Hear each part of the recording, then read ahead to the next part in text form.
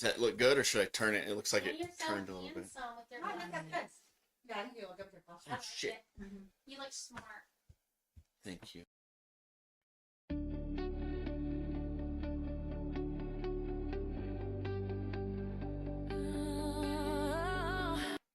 Watch the screen. Oh, the stream is live, so we're live. Hi, everyone. Hello. Hi. No, we've been live? Well, she just clicked the button, so we just... Who clicked the button? Emily. Oh, right on. Hey, y'all. Hi. We're still setting up a little bit, but we're getting there. Go back. Sure, yeah.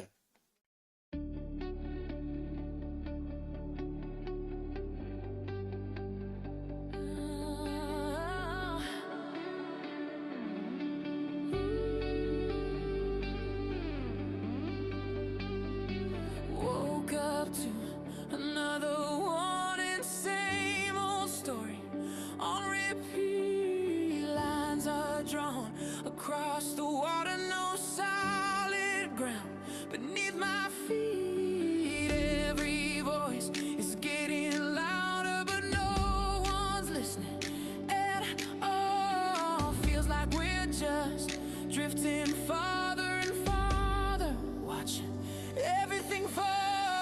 SOS, somebody come and save me from the insanity. I know, we put ourselves on this road, but I want to go back home. SOS, somebody please provide me just a little stability. My knees can't take too much more of the shaking. I'm breaking. Promises like broken anchors pulling every ship off course. 'Cause speaking over people, but what are we fighting for? But I still have to believe in something so lost back then inside the flame. If we stop tearing at each other, then maybe, oh maybe, something will change. SOS, somebody come and save me from insanity. I know, we put ourselves on this road, but I want to go back home. SOS, somebody please provide me just a little stability. My knees can't take too much more of the shaking. I'm breaking.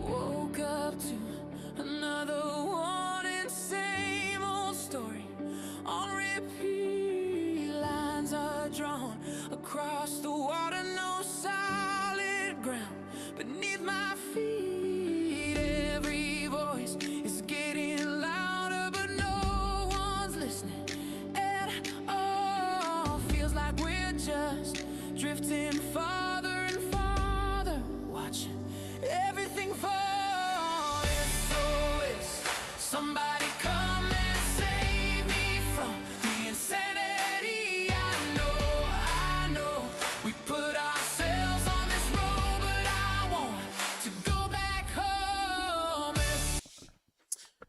Hey, good afternoon, everybody. Hello. It's Brandon Batch here with my favorite person in the world, Josh Whitty. We appreciate y'all joining us, and we look forward to having a good show. Gosh, I feel like there's always so much news to talk about. But I think we focus on sort of the high points. Yeah, for sure. What's been going on and Or the low points, whatever. or the low however you see points. it. You know, we like to try to keep it, I think, you know, high as possible. Yeah, let's keep it high. It can be tough sometimes. I'll kind of start things off by saying, first off, as everybody knows, things in the Middle East are once again kind of picking up. The president seems to have put a number of military assets in and around Iran. Has, I believe, the USS Gerald Ford joined alongside one of our other carriers.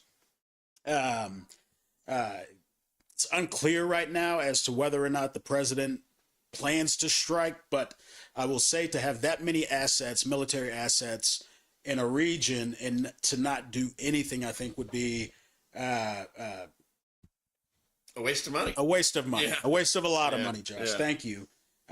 Tensions are high. I mean, of course, you have the supreme leader, the Ayatollah, that seems very dead set on trying to maintain his grip on power.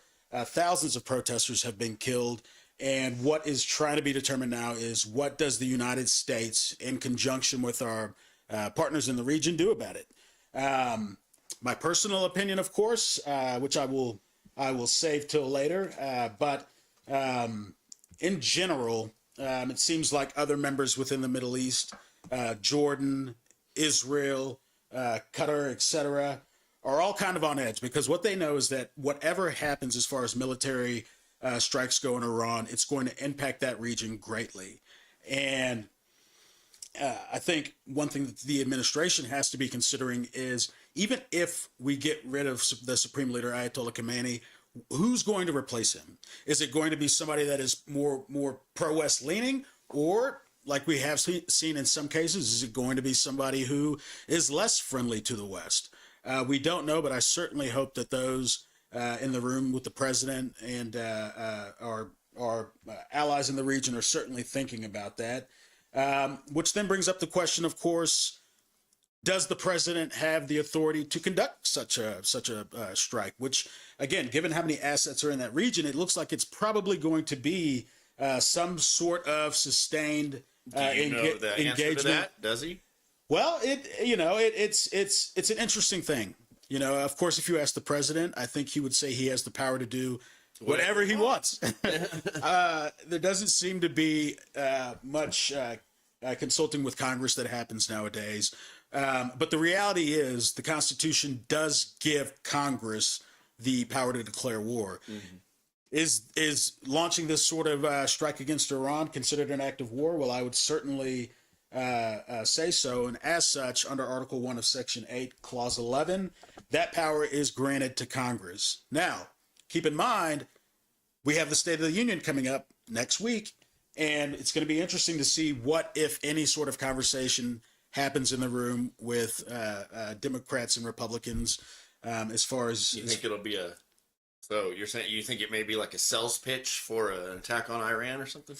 Look, who knows? Yeah. I imagine that it'll be more of a sales pitch on how great the economy's doing, more of a sales pitch on inflation being non-existent. I mean, I don't know. I don't think anybody ever knows truly what I imagine that the conversation around the Supreme Court's most recent ruling will be a large part of that. But look, the State of the Union has always been an opportunity for the president to talk to the American people and if anything, pitch to them why the policies that president is pursuing are actually helping Americans. And right now, I think that he's in a little bit of a predicament because a lot of what the president says is happening, inflation not existing, all the progress we've made because of the tariffs on the economic front. Mm-hmm. A lot of this stuff isn't supported by the actual facts. I imagine he'll talk about how great the stock market is, mm-hmm. But I will leave it to the president to discuss whatever he wants to discuss. And as usual, you could probably expect, although it's interesting, I saw that Cory Booker, who is the leader of the Democratic Party within the Senate, has essentially given Democrats the option to either not go to the State of the Union or they can show up and silently protest. Right. I will be in D.C. at that time, but I won't, of course, be in the room. It's going to be interesting to see what the climate is like. I imagine And I would hope that, of course, Democrats are there. Them not being there, or if there's one or two as opposed to the vast majority of them show up, I think that that sends a strong signal. But I will also say, Josh, the president hasn't exactly included Democrats. I mean, he really hasn't included Congress in much, Right.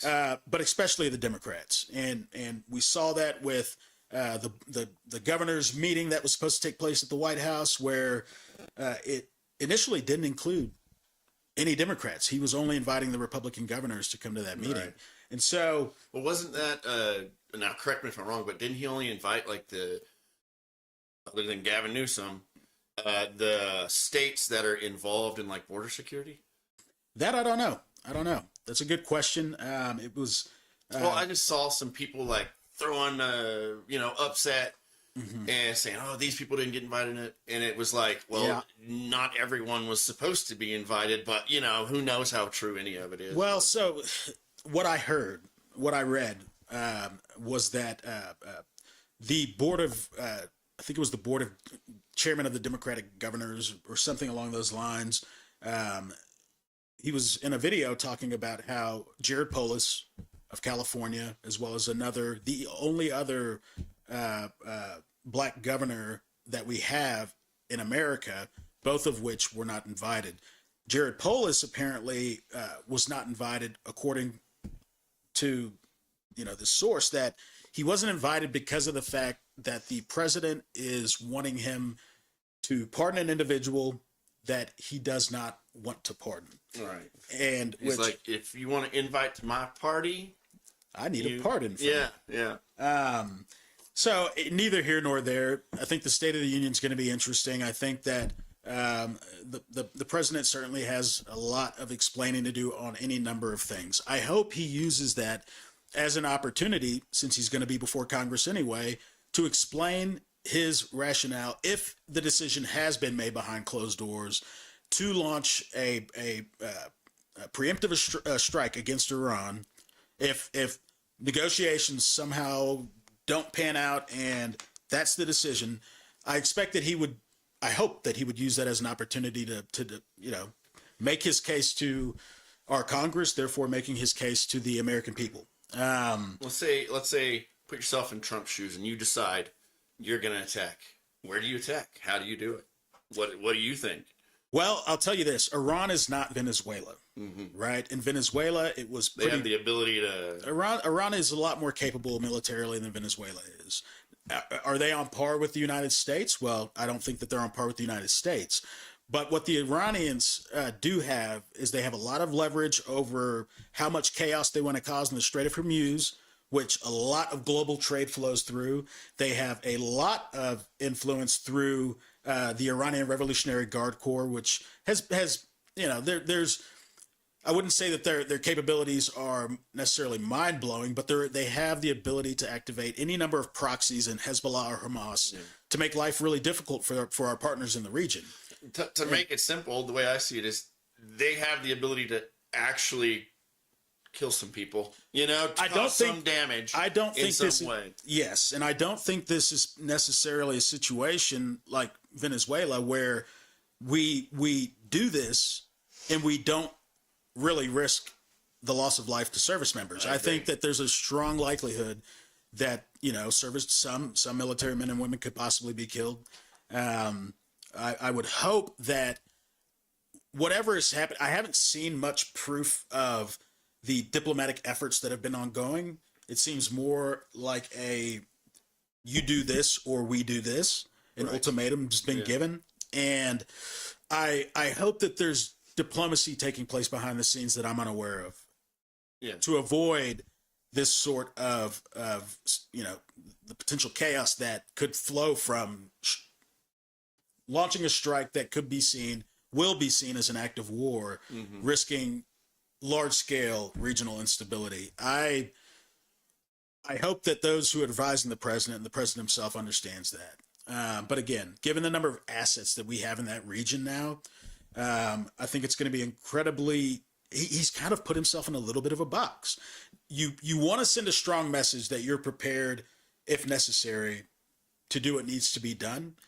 as we know, I don't think the president in any way is not a man of his word when it comes. If he says he's going to do something, especially probably concerning the happening. military, Yeah. you know, I think there's a strong chance that he's going to follow through with that.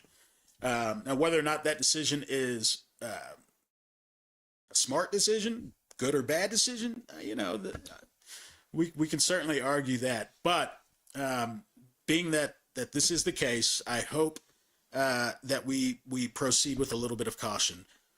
Personally, I don't necessarily think it would be productive for the president, given it's an election year. I mean, the midterms coming up. Republicans are not in a strong position going into the midterms. You know, here in Texas, in Tarrant County, we had a major upset on the state level, but I think it sent shockwaves. It was felt on the national level because of what it represented. And for a Democrat to take a seat that Trump won big time, I think should be a wake-up call. The president's, you know, his polling suggests that depending on what polls you look at, I guess Biden was at this point more popular than if Biden and the president were to have, if it was election day, Right. There's evidence to Right suggest now. that Biden might actually be. He's not very popular right now, and so he ran on a platform, Josh, of not getting the United States involved out of these conflicts that had been plaguing us for years. Since after 9/11, we've been involved in the Middle East. You know, we had the debacle, which was the Afghanistan withdrawal that I think embarrassed a lot of military service members, but also the United States in general. And of course, that was under President Biden. And but we were out officially of the Middle East at that point, and it seems like this could very much draw us back in. I mean, what are your thoughts? I think the idea that the U.S. was going to stay out of all conflicts, like it sounded good, right? And hey, he started off good, like, you know, working his magic, or so to speak, whatever magic he may have thought he had in these conflicts. But I think it's just unrealistic as how the U.S. is positioned now. It's kind of like the world police. It's like anytime anything bad happens, they're like, oh, big brother U.S., come do something, and it's just like, it's unrealistic. Yeah. You know, everyone wants to stay out of stuff, and I get that, but it's like, in reality, there's only one country that can really make a difference in a lot of ways across the world, and it's a great point, and I think we've cost ourselves a lot of that street cred, if you will, with our allies. I mean, and here's the thing. I think if you're going to decide you want to pull out of or withdraw from the world from a military standpoint, then you have to at the same time understand that the diplomatic engagement that has to be very much part of the equation at that point can't also be just completely removed gone from by the wayside. Which it seems like we've done a little bit of both. We've not only does it seem like we are fomenting instability in places like Cuba, Venezuela. We've talked. I mean, pretty much every country in North and South America we have threatened at this point, or even went beyond threatening with actual punitive measures like some of these tariffs that we've seen, which the Supreme Court ruled were unconstitutional for the most part. We've completely decapitated the U.S. Agency for International Development. Now, I get the natural assumptions that are made about U.S. aid, but I'll tell you, having been intimately involved on that issue specifically, U.S. aid was a vehicle that allowed the U.S. to engage in a way that was at the fraction of the cost of what it would take to achieve military, means in a region. We were able to do a lot of that stuff through U.S. aid. Soft power. right? In the same way that you see China using its economic might to do things all throughout which is Africa, frightening at this point. but that underlines the importance of us not withdrawing completely in that way. And so, you hear the conversation about America first, right? There's nothing wrong. I mean, George Washington, for the most part, his foreign policy, he believed that you should never have too much hate for an enemy, nor too much affection for an ally. And it almost strikes me as because we were talking about that not that long ago. It almost strikes me as oh man, I'm gonna blank on the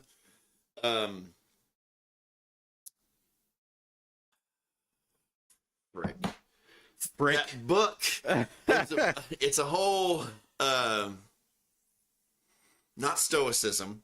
It's a book. You're gonna know it when I say it.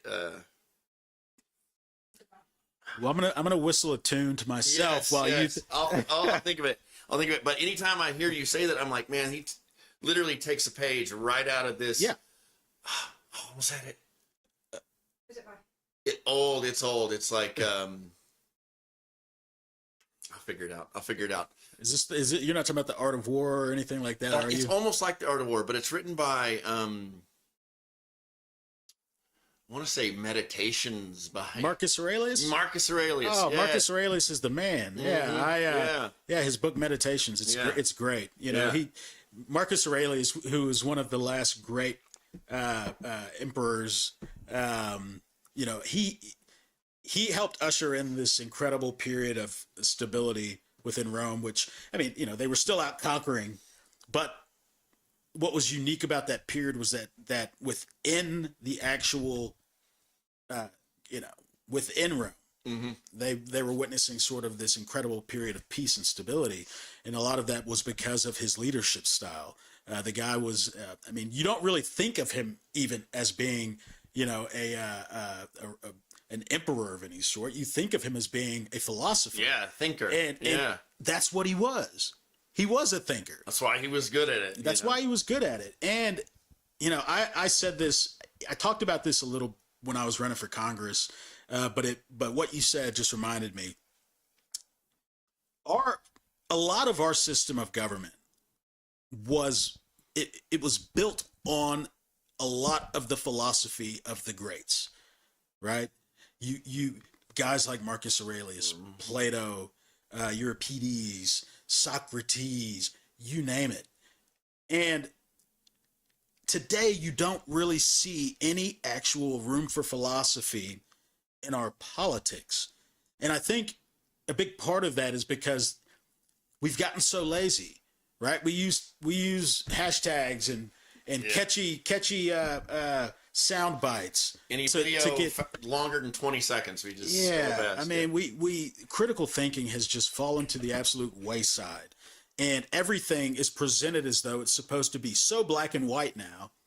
And if you're loyal, if you're supposed to be loyal to this party, well, don't you dare ever agree with anything they say. No points. And no points. Mm-hmm. And you see that a lot. We were talking about this the other day. How when Trump had it was one of his. During his first term, his State of the Union, and I can't remember what I think it was the kid who wanted to be a cop. I think he had cancer, and he was in the gallery area on the House floor or in the House chamber, and Republicans stood up, clapped. It should have been just kind of a warm, lovey-dovey moment in which everybody does their thing. And to speak on the Democrat, right? The Democrat response to it, I get it. Like, they see it as what it is. It's like a moment. A little bit performative. Performative. Yeah. Like, oh, look how good we are. And I get it. But it's like, politics is full of that. So it's like, let's set that aside sometimes, especially when it's a little kid and like, okay, fine, let's clap for it or whatever. But I get it. It's like, they don't want to give any... It wasn't about the kid, obviously. It was more about giving any style points, right? It's like if you're watching the Olympics and you maybe checking out figure skating or something. I don't know how that judging system works necessarily, but let's just say style points or skateboarding or skiing, whatever. They don't want to give style points. Yeah. It's part of it, I know, but it's unfortunate. But back to the, philosophers and philosophy, and it's in the incredible impact it had on the development of our system of government. I mean, nothing that we really have as far as our Constitution, as far as the Senate, as far as the U.S. House of Representatives. I mean, all that stuff was taken. These ideas were taken from where? The Romans, the Greeks. Yeah, Greeks. I mean, didn't democracy start in Greece? Yeah, I'm not sure, but yeah. Well, so yeah, I mean, I don't know exactly or the idea all this, of it, yeah. Right. And majority rule. Yeah, but that's the beauty of it, right? We were able to take the best of a system to build what we have, and that's why I think by and large, people are a little bit on edge right now, and not just in the United States, internationally, because what they see is the preeminent, the best example of democracy in the world right now, right? That shining light. It's starting to fade a little bit. Things that have been part of our thinking, our political thinking for so long, are at risk right now. And to me, and I know we agree or disagree on a lot of things, right? But I think that the thing that's important to remember is that, for as far as our focus is concerned, is what we're doing actually working? Right. Because I would argue that right now what we are doing is absolutely not working in a lot of different ways. And I'm not just talking about Republicans here or Democrats as far as the blame. It's taken a lot for us to get to this point. But here we are. And what are we going to do moving forward from here? Right? Yeah. So we'll see. I don't know what's going to happen with Iran. But what I can tell you is, as far as my opinion on it goes, I am very apprehensive and do not think it would be wise for the president to act unilaterally without consulting Congress. After 9/11, George Bush went before Congress, and they voted on the use, the authorized use of military force, or the AUMF. Everybody supported that AUMF, with the exception of one member of Congress. Do you know who it was? I don't. Barbara Lee of California. And her reasoning behind why she did not think it was wise for the United States to be making a decision that would have, obviously, especially in retrospect, be so consequential to the world. She believed we should not be making a decision like that when we were that angry. I absolutely agree with that sentiment.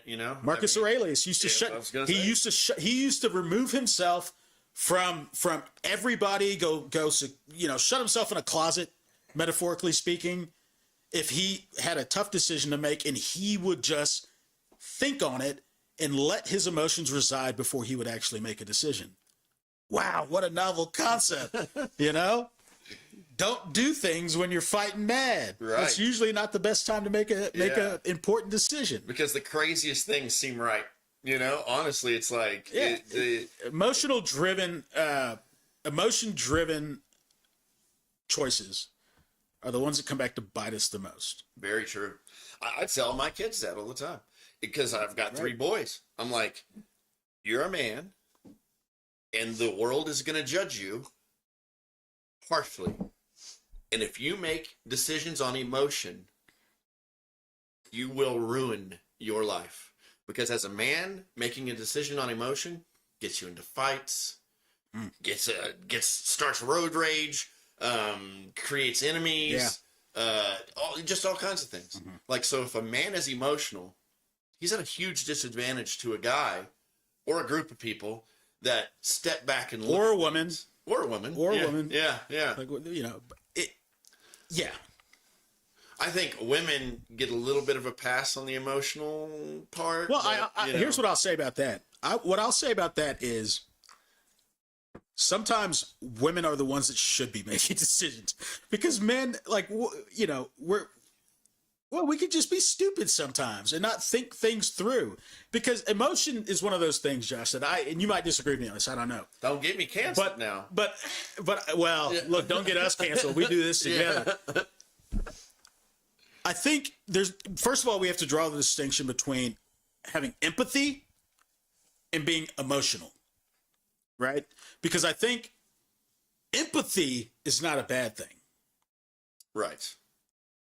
Emotion is not always a bad thing. Can it be a bad thing if a decision is only made thinking of it from the standpoint of emotion? Well, you know, yeah. But at the same time, having injecting a little bit of humanity into a conversation, I think, also could help prevent a lot of tragedy. Right now, for example, in the context of immigration, my view on it, I am very opposed to the way that the president has chosen to go about immigration enforcement. Not because I understand that we have to have secure borders, and I absolutely believe that if you're a violent rapist, murderer, what have you, get them out of here. I don't think anybody wants those people in their communities, right? It's the other part of this that gets me when it comes to the subject of illegal immigration and how we're conducting ourselves today. We're rounding up a bunch of people, some of which only know America. I was reading about a guy who got deported to Laos. Never been there, never lived there. He's only ever lived in I think he had never even left the United States. And he's now having to adjust to this life in a place that he's never been. He's not a criminal. Right. I think like those like outliers like that, like instead of having like almost it's like sometimes I feel like the immigration court is too formal. It's like, because it's kind of like, I mean, how much can you really do? It's like, are you a citizen? No. Okay. Well, you know, it's like, how much arbitration can you actually have? But somebody like that, it's like, if he only knows, it's almost like I wish you could test for how American they are. So it's like if they're like as American as any other person, it's like that let's brings keep up them, but that brings up a whole different conversation. It's actually a conversation I think that we should be having right now, which is what is American? How do we define if you were to define to somebody who had no concept of what America is, how would you define it? I would define it as somebody who tolerates others, tolerates differences of opinion, somebody who takes pride in America. What else? I honestly think that's one of my biggest ones is taking pride in America. Like if you like take pride in being in America and like loving the country, like you're like, hey, I love this place. I want better for this place. Then you shouldn't be shipped off somewhere else. You know what I'm saying? But you know, there are people who come here and then they're like, flying other flags and stuff like that, and that bugs me. I'm like, if you love it here so much, like, then really love it. You know, love it like we do. Love it like the people who are born here do. You know what I'm saying? And I don't think that, like, just because you're from somewhere else, like, that you can't become American. You can still love where you came from, right? Well, but I'll give you a good example of what I think America is. When you look at the Olympics, what you'll see is people who are American, but they might be Asian American. Right. Or they might, and they have an opportunity to make a decision. the Olympics, do I want to represent my country of birth, which might not be America, or do I want to?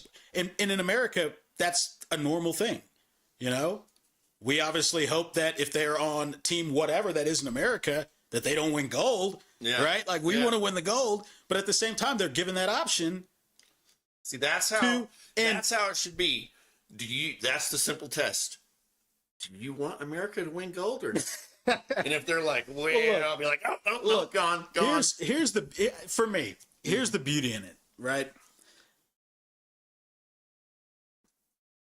For me, what America is it is a refuge for people who understand fully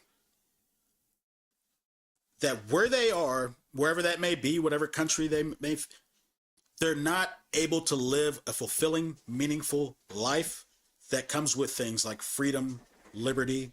In a lot of countries, the concept of due process is shot. You have places where Sometimes being a Christian gets you killed. Yeah. You have places where being a Muslim gets you killed.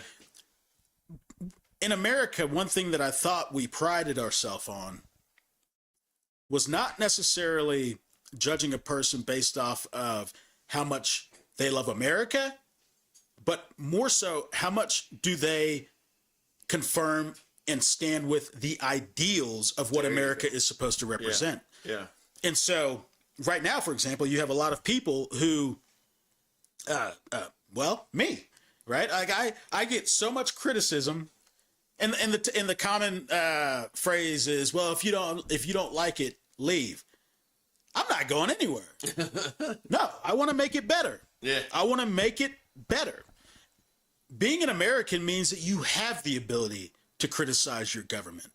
Being an American means that you have the ability to do that through your vote, which is a right.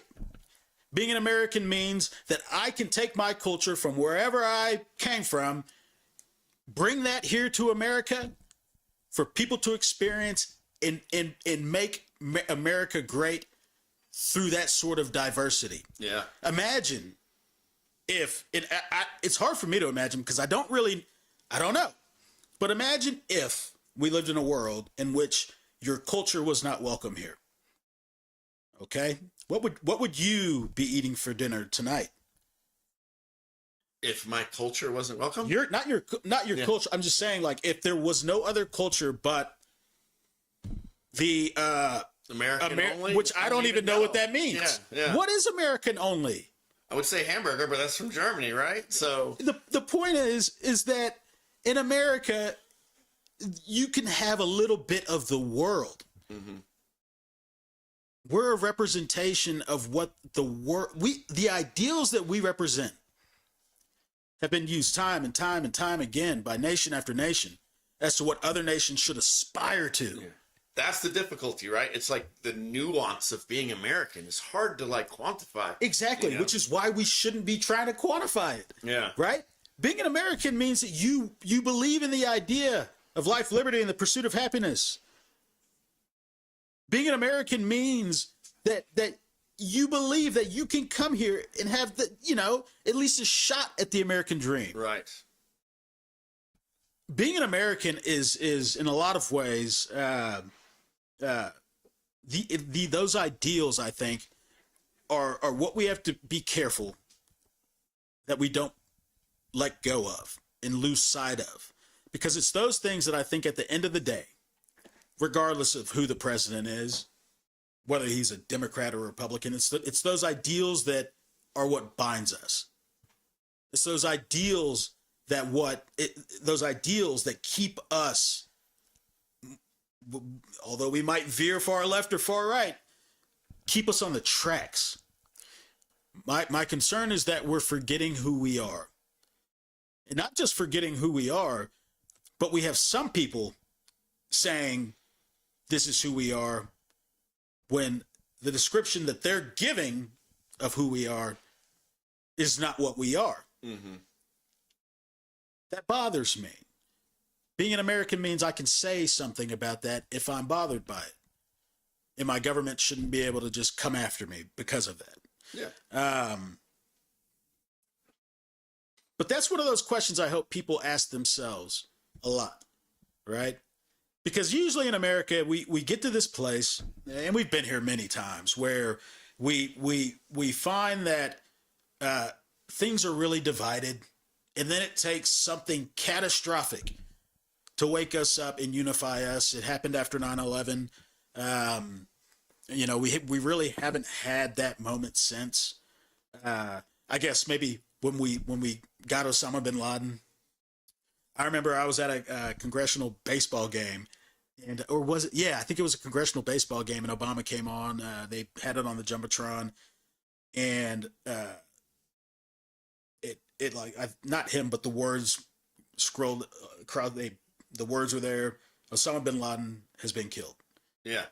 And the way that entire baseball stadium erupted, right? Yeah. Didn't matter where you were from. We were like, we got him.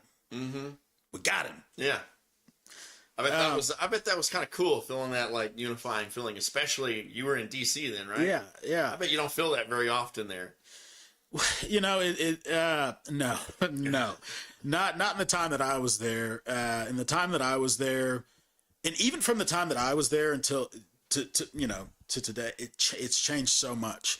For example, on the Foreign Affairs Committee in the House of Representatives, it was really hard to advance a piece of legislation that was partisan, meaning it was only supported by Republicans or Democrats. Typically, in order for a piece of legislation, and you would have your messaging bills, your sort of your things that, of course, depending on who's in the majority, those messages they would push. But it seems like today that's changed a little bit, and it's so. I mean, you've seen the videos of the insides of these hearings. The way that members of Congress talk to each other. Yeah, it's crazy, man. You saw some of that, but it's really, really, really, really, really devolved into something that I don't really recognize anymore. But what's interesting about that is, typically your average American views Congress, and this is reflected in the approval rating of Congress every year. It's almost in the single digits. Yeah. 9, 10, maybe 11%, whatever. And they view Congress as being the problem, right? Not realizing your Congress is reflective of the people that put them there. Yes. And while corporations might have an influence in that, and while there might be other variables that influence that, they are a reflection of the people. What does that say about us as a society? If our government is functioning this way, what does that say about us? When every frequently we have the opportunity to do something about it, but we hate the other side so much, and we're hell-bent on the complete domination of one party over the other. George Washington warned us about this, that we continue to let this happen, not realizing we're all being impacted in a negative way, and we're all at risk here. And we can circle back on that. Yeah. We sometimes we get going in these conversations and we go off on these tangents, but there is a lot that's been going on, and there's a lot that I want to talk about. In particular, the one thing that I know everybody is interested in is this Epstein saga. What is going to happen here? Are we going to have a bunch of? I lost my mojo on it. I was all about it, reading up on it, and I'm just like, oh man, you can't lose your. That's what. I keep thinking. I'm going to figure something out, and then it's just. Well, I never do. Well, look, I think that there's a reason why we're not figuring out more, and it's not by accident. Right. I will say that. Here's the deal. Pam Bondi has all but said, we've released all the files. She has said that we're not releasing any more files. You have them all. They put out this weird list of people that included like Janis Joplin, I think Michael Jackson. I don't know how some of these people were connected, but I find it hard to believe that all of like that was the list, right? Like they might have been mentioned somewhere in the files. I think I looked up the Michael Jackson. Somebody said he was in there, and it was just literally somebody sent a news article or something to somebody else that mentioned him. Yeah, You know, which is okay. I gotta talk about that because there for a long time, right? Everybody was convinced Michael Jackson was doing some stuff at that. What was it? Fairy. What was the name of his? Neverland Ranch? Neverland. Yeah. What happened to like? I'm convinced at this point, Michael Jackson might have just been a really good guy who cared about kids a lot. I mean, I've actually done some research Because on if this, he and- was doing what people thought he was doing, surely he would have been connected to the Epstein files in some way, right? Yet I mean, I don't know of any wrongdoing that he's been alleged of in there. Interesting thought, though. I heard a little bit of research I did that Sony wanted him to sell the rights to his music. You're telling me Sony sabotaged the greatest? Yes, and they were trying to. This is just don't sue us. Don't. So he was moonwalking away, and they didn't like it. Exactly. Oh. Yeah, and then they put those stories out there. I'm telling you, these corporations, people, these corporations. If there's one thing that I think we've learned throughout the last year and a half, 2 years, these corporations don't care about us. No. They will sabotage you if it means that they will make a buck. But here's the deal. Pam Bondi has not released all the Epstein files. According to multiple reports. I want to see them. So I want to see the rest of the files. the rest of the files. I thought you were talking about the No, not the reports. Like, Josh, Google this stuff, man. But what we know is that they've released approximately 300 gigabytes of data. Now, what we also know was that in emails, and this is according to the Epstein files, in emails between investigators just last year, they were talking about the fact that they have obtained 14.6 terabytes of data. That's a lot. That's a hell of a lot. You want to know how much that is compared to how much has been released? That means that the DOJ has released 2% of the files. Put it up on screen. Y'all can put it up on And yet they're talking about the fact that they've released them all. I don't know if we have a graphic to go with that or not. Click laptop. We're having some... There you go. Here we go. Now, obviously, this is one report. I would encourage people, if they don't like this source, go find yourself another one. This is not a secret. But what's clear is that they have not released all the reports. They've released 2% of them. And where I'm from, Josh, I don't know, 2% is not all. No. And, you know. It's just, man, I just don't get why we, I mean, okay, so don't release it to the public. Like, if that's an issue, cool. But do what you did at least with where you made it accessible to everyone in Congress. Do that. You know? Why not do that? Yeah. Well, you know, so we've seen 2% of them. And the 2% that we've seen is really bad. Mm-hmm. Which leads me to believe that what is in the other 98% It's even worse. could be possibly worse. I guess it could be trash. I mean, I don't know. Well, let us be the determining. Let us be the ones to figure that out, right? Let us make the decision on that. Epstein found dead in his jail cell, and there is, out of all the links that we know about, there's one woman that's in prison, Ghislaine. Mm-hmm. And I think she's in prison. You know, my hope is that there's not like some body double out there, and like, you know, but she's the only person in prison, and sort of in, as far as prison standards go, living in luxury. She came before Congress to answer some questions, or, you know, she was being deposed, and all but said, I'm not saying anything unless I'm Given clemency or something, giving right? clemency. Yeah. But you had the Deputy Attorney General, Todd Blanche, who put out this statement about how he doesn't believe that there's any other basis to bring additional charges against anyone else implicated in these files. Well, how does that work? Because they did the perp walk to old Prince Andrew. They brought him in under corruption charges, Right. and I have to think that was done only because, and I think this is pretty typical of the way that the law typically handles things, right? Or prosecutors, they bring you in on what they know they can get you on, with the understanding they're going to slap you with a lot more. But obviously, this guy has access to a lot of wealth, a lot of money, probably knows a lot of important people.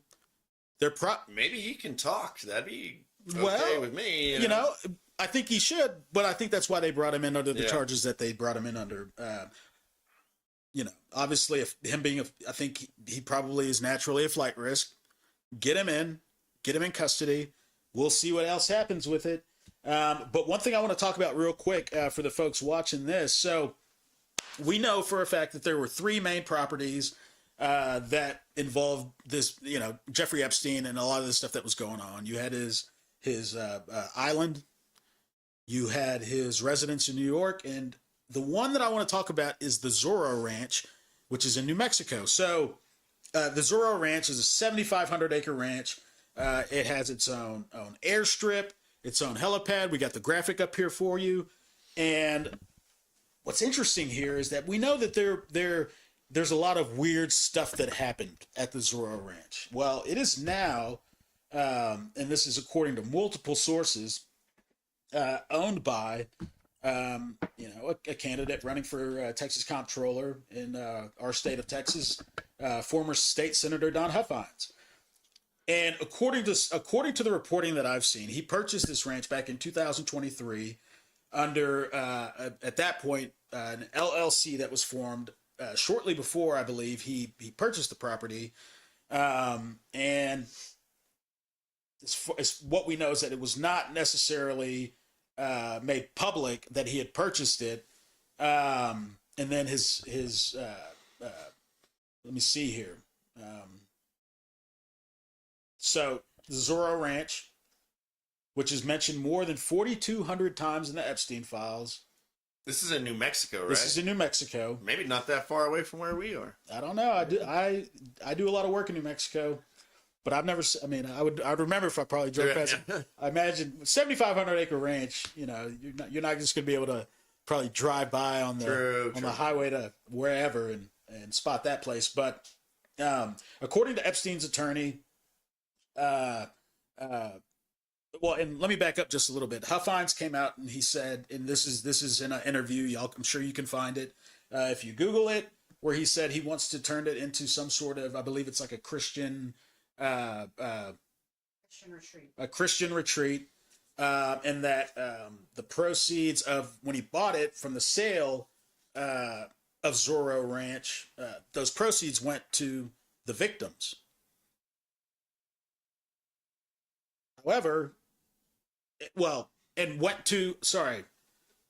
Huffines' campaign consultant now says that the proceeds of the sale went to the victims, but Epstein's estate attorney in 2023 said proceeds went to cover administrative costs and creditors. So they originally said it was going to go to the victims, but there appears to be a statement that contradicts that those proceeds went to cover administrative costs and creditors. Well, Jeffrey Epstein had creditors that had... Well, no. So when the property was purchased, this is 2023 after Epstein, right? So it purchased from somebody else other than Epstein. Yes. So somebody else owned it, like purchased it from Epstein, and then he bought it again. After his death, Don Huffines bought it. He's running for Texas comptroller. Yeah. So after Jeffrey Epstein died, it was purchased by former state senator Don Huffines. But what I'm asking is, if I don't know if you know this, did he buy it from Jeffrey Epstein himself? He bought it from the estate. Okay, just because I'm running into this stuff all the time with my real estate stuff. So talk about it. So what do you know, Josh? You when you're sued, it attaches to your properties. When you're any type of judgment, tax liens, anything like that.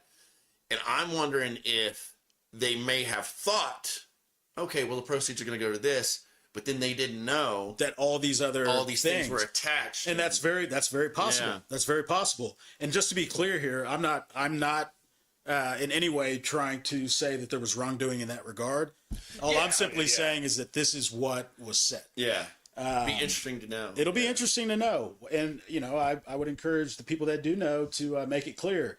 But again, this ranch is mentioned more than 4,200 times. According to FBI witness statements, including one Native American who says that Epstein paid her mother to bring her and her children to the ranch for many years, where they said they were forced into sexual violence with high-profile men, according to sources. Now, the New Mexico Land Commissioner has called for an investigation into this. We'll see what comes of that. But on February 16th of this year, New Mexico lawmakers approved a comprehensive investigation into the ranch. And they're, apparently supposed to be seeking out interviews with survivors, et cetera, et cetera. From what I understand, the commission does not have subpoena power, or they do have subpoena power, so they can force former employees, associates, and visitors to testify under oath. So we'll see what comes of an investigation, I guess. I'm very curious to know, because out of all the properties that have been investigated, this is the one that has not been investigated yet. Yeah. So we will see what. Oh, yeah. I honestly think they need to not touch anything. Let's not destroy any potential evidence that might be. But that's the thing, right? In the interview that I watched with Mr. Huffines, they were talking about construction was underway, had started, and it certainly complicates things, right? It certainly complicates things, and we'll see what comes of it. I don't know. All I want, and I think all that the American people want, is transparency throughout this process. We haven't necessarily been getting that from the DOJ. Hopefully, whatever they find at this ranch in New Mexico, there's a thorough investigation, and we'll see. But that's not the only thing going on right now. Pam Bondi, Kash Patel, DOJ stated that there were no instances or accusations of criminal wrongdoing by Trump in the Epstein files. However, according to a lot of reporting, there was this 302, what's been, I guess, deemed the 302 file. Mm-hmm. And in that 302 file, which is an interview, contains an interview between a victim and her attorney. This is from July 24th, 2019.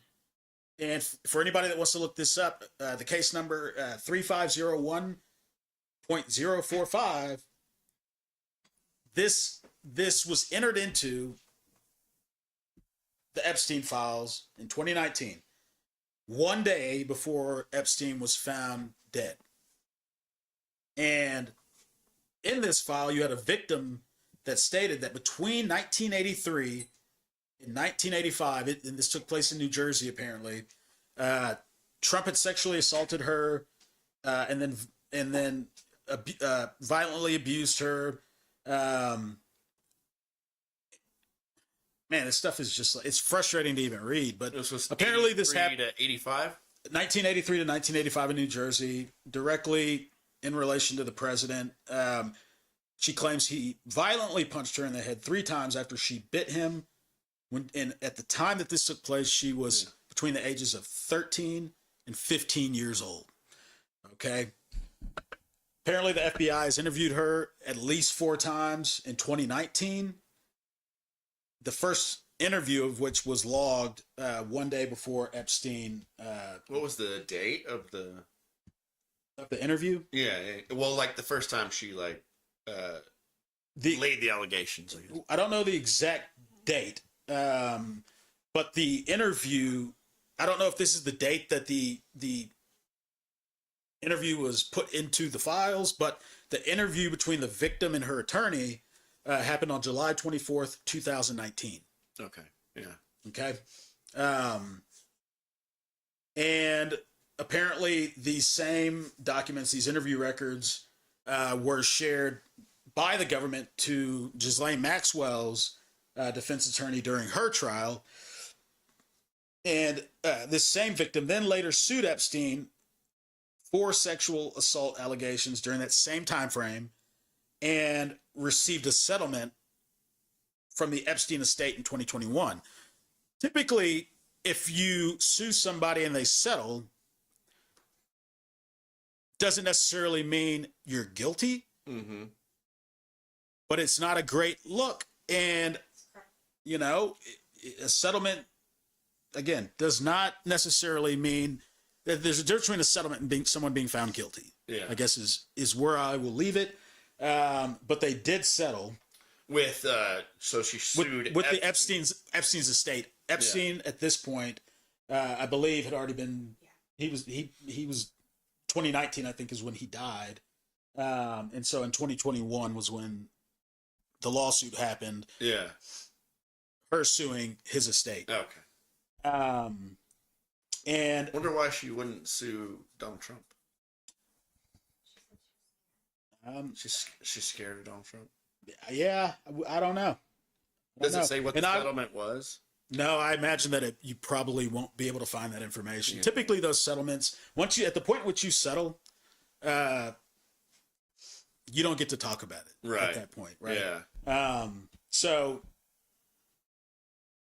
you know, these things were out there. They were part of the Epstein files. I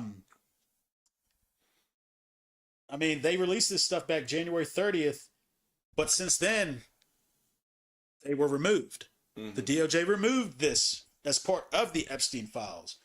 Of course, you do have some people like Ghislaine Maxwell, because of the fact that she went on trial, that they have copies of this stuff. Right. So, you know, it's interesting. I'm curious to know why the DOJ decided. Well, I think should be pretty clear why the DOJ decided to remove them. But I think that that's a question that needs to be answered. Pam Bondi needs to answer that question. That's an important question. You and I, Josh, we've talked about this. This is bigger than just Trump. Yeah, for sure. I want to see every single one of the people involved in this held accountable. Yeah, I mean, held accountable. And I would love to see some evidence, like some actual evidence of something anyone did. I don't care who it is. No, I don't care who it is. And that's, you know what I'm saying? Like, I want all predators of little girls to go to jail. You know what I'm saying? Every single one of them. Well, and that's the thing that I think a lot of people are frustrated with, right? I mean, we've talked about this. You have what appears to be maybe two different camps. You have one camp that feels as though I would agree with the president. He's been exonerated. There's no wrongdoing there. Blah blah blah blah blah. Right? You have another camp where it appears. Well, I guess three camps really exist, and then people that believe the president that he didn't do anything wrong. You have the other people that are only focused on taking down Donald Trump. Yeah. And then you have people like us, which I think is where the vast majority of us are, who want to see anybody who was involved in this be held accountable. You know what I think really hurts the whole situation is the camp that focuses on Trump, because there's so much more to it. It's like, let's focus on where the real evidence lies. You know what I'm saying? And let's work on getting the rest of those files out. You know what I'm saying? Like, let's also respect the court system in that they're guilty till proven. I mean, they're innocent till proven guilty. Well, that's you know that's how it's supposed to work. Yeah, that's how it should work. But that being said, an allegation of touching a little girl, that's big. It's you know. Here's the thing, right? If you're going to be the party that or if you're going to be the guy that campaigns on releasing this stuff, you can't then be the same guy that because of whether or not it mentions you decide then you want to call it a hoax. Right. Yeah. You then can't be the person that says, no, we're going to release the files, release them all. Right. Mm-hmm. President went from calling it a hoax to being incredibly supportive of the Epstein Transparency Act, or whatever it was that Congress passed that required the DOJ to release the unredacted versions of all this stuff. Of course, taking into account the victims. But now it seems like not only are they not releasing everything, but we know that there's instances where they're removing any documents that are damning to the president. And so, you know, I want to be clear here. He is the president of the United States. Like, that's a big deal. Yeah. That is a big deal. And if you're going to stand up before the American people and say you're exonerated, well, you better make sure that there's no evidence that exists out there that might point to the opposite of that. Right. Which I will say, like, anyone who's in the Epstein files now, like, let's say Les Wexner or Donald Trump or anyone. By the way, did you watch that insane deposition? Yeah, it was actually kind of wild. And I didn't get to watch it all. Yeah. I mean, can you talk about that at all? I only watched a little bit of it, but absolutely everything was no. I mean, I think Jasmine Crockett was she was the one that Did you spell her Jasmine? Isn't that her name? Jasmine. Jasmine. Some people pronounce it Jasmine. That's why I started. I think you should. That's why call her Jasmine. I heard other people pronounce it. I was like, and I was thinking, oh, I'm messing up. I was like, oh, I'm messing up. But anyway. Maybe I'm neither here nor there. I'm just giving you a hard time. Old Jazzy Crockett. She, you know, that was the one that everyone pushed because she questioned Les Wexner. She was like, did you ever see Trump there? And he was like, no. Did you ever see Trump with any underage girls? He's like, how so? Like, just in general ever or what? And he's like, well, any wrongdoing? He's like, no. And that's just all it was. It was like, no. Well, it's like, what did you think you were going to get? I mean, yes. You know, it's like, it's. But there was this awkward part of the deposition that a lot of people are talking about right now where his attorney, Les Wexner's attorney, you answer kind of leans over to him and whispers something. I think not realizing that the mic was hot. Yeah. I mean, is it? Apparently, what he said was, "I will effing kill you if you answer another question," or something like that. He said, "If you answer another question with more than 5 words." Yeah. I'll effing kill you. Yeah, I mean, which I guess every attorney's worst nightmare which I heard is representing. Somebody say is like, and that's why he's a good attorney. You know. Well, and I was just about to say, Josh, that I think every attorney's worst nightmare is trying to represent a client who at every turn is shooting themselves in the foot. Yeah. With what they say. Yeah. So, you know, it's unfortunate the mic was hot. Right. But I mean, that's honestly, just generally how those things. Kind of sadly with all these people that are involved, and they're all so old. It's like, well, I mean, most of them are really old to the point where it's like, what are we going to do? Put them in jail for 1.5 years till they die? And it's like, they're never going to get their comeuppance. Well, you know, and that's the bad thing. It's like, there's going to be no justice. Well, look, for me, I don't care how old you are. No, I agree. Right? Like, you've ruined so many lives. So many lives. And keep in mind, for a lot of people, I think, that are in that orbit, it's their reputation, their wealth, their status that is the most important thing to them. Yeah. If you take that, you don't become a billionaire without being a little egotistical. No, of course not, right? So if you take that away from them and you send them out of this world with the world knowing exactly who they were, I think that is the ultimate punishment. But whether they get sent out of the world in a jail cell or not, I support sending them out of the world in a prison. I absolutely agree. You don't get to do what these people did. Yeah. It may be still doing, and just because you're old and get to like you get to sit your butt in a nice awful prison cell if you're guilty. Somebody say that if you think that the whole like Jeffrey Epstein issue debacle was the only like operation in town, you're kidding yourself. It's like that was just the potentially Mossad or Israeli like operation. It's like well right there's not and you can look at all sorts of crime that exists. There's no one entity that has a monopoly on this stuff. Yeah, for sure. Right? There's not one cartel. Yeah. There's not one organization running guns. There's not one. I mean, like with stuff like this, I can only assume that there's more networks out there. Yeah, I want like I would say a task force or something, like somebody who's like, hey, let's find more of these. You know what I'm saying? And I think according when Pam Bondi testified, she seemed to insinuate that they've made a lot of progress on this front. And I think that is the most unfortunate part about this. When we think of what our government is doing, most people just look at what they read in the headlines and assume that's what's being done. Right?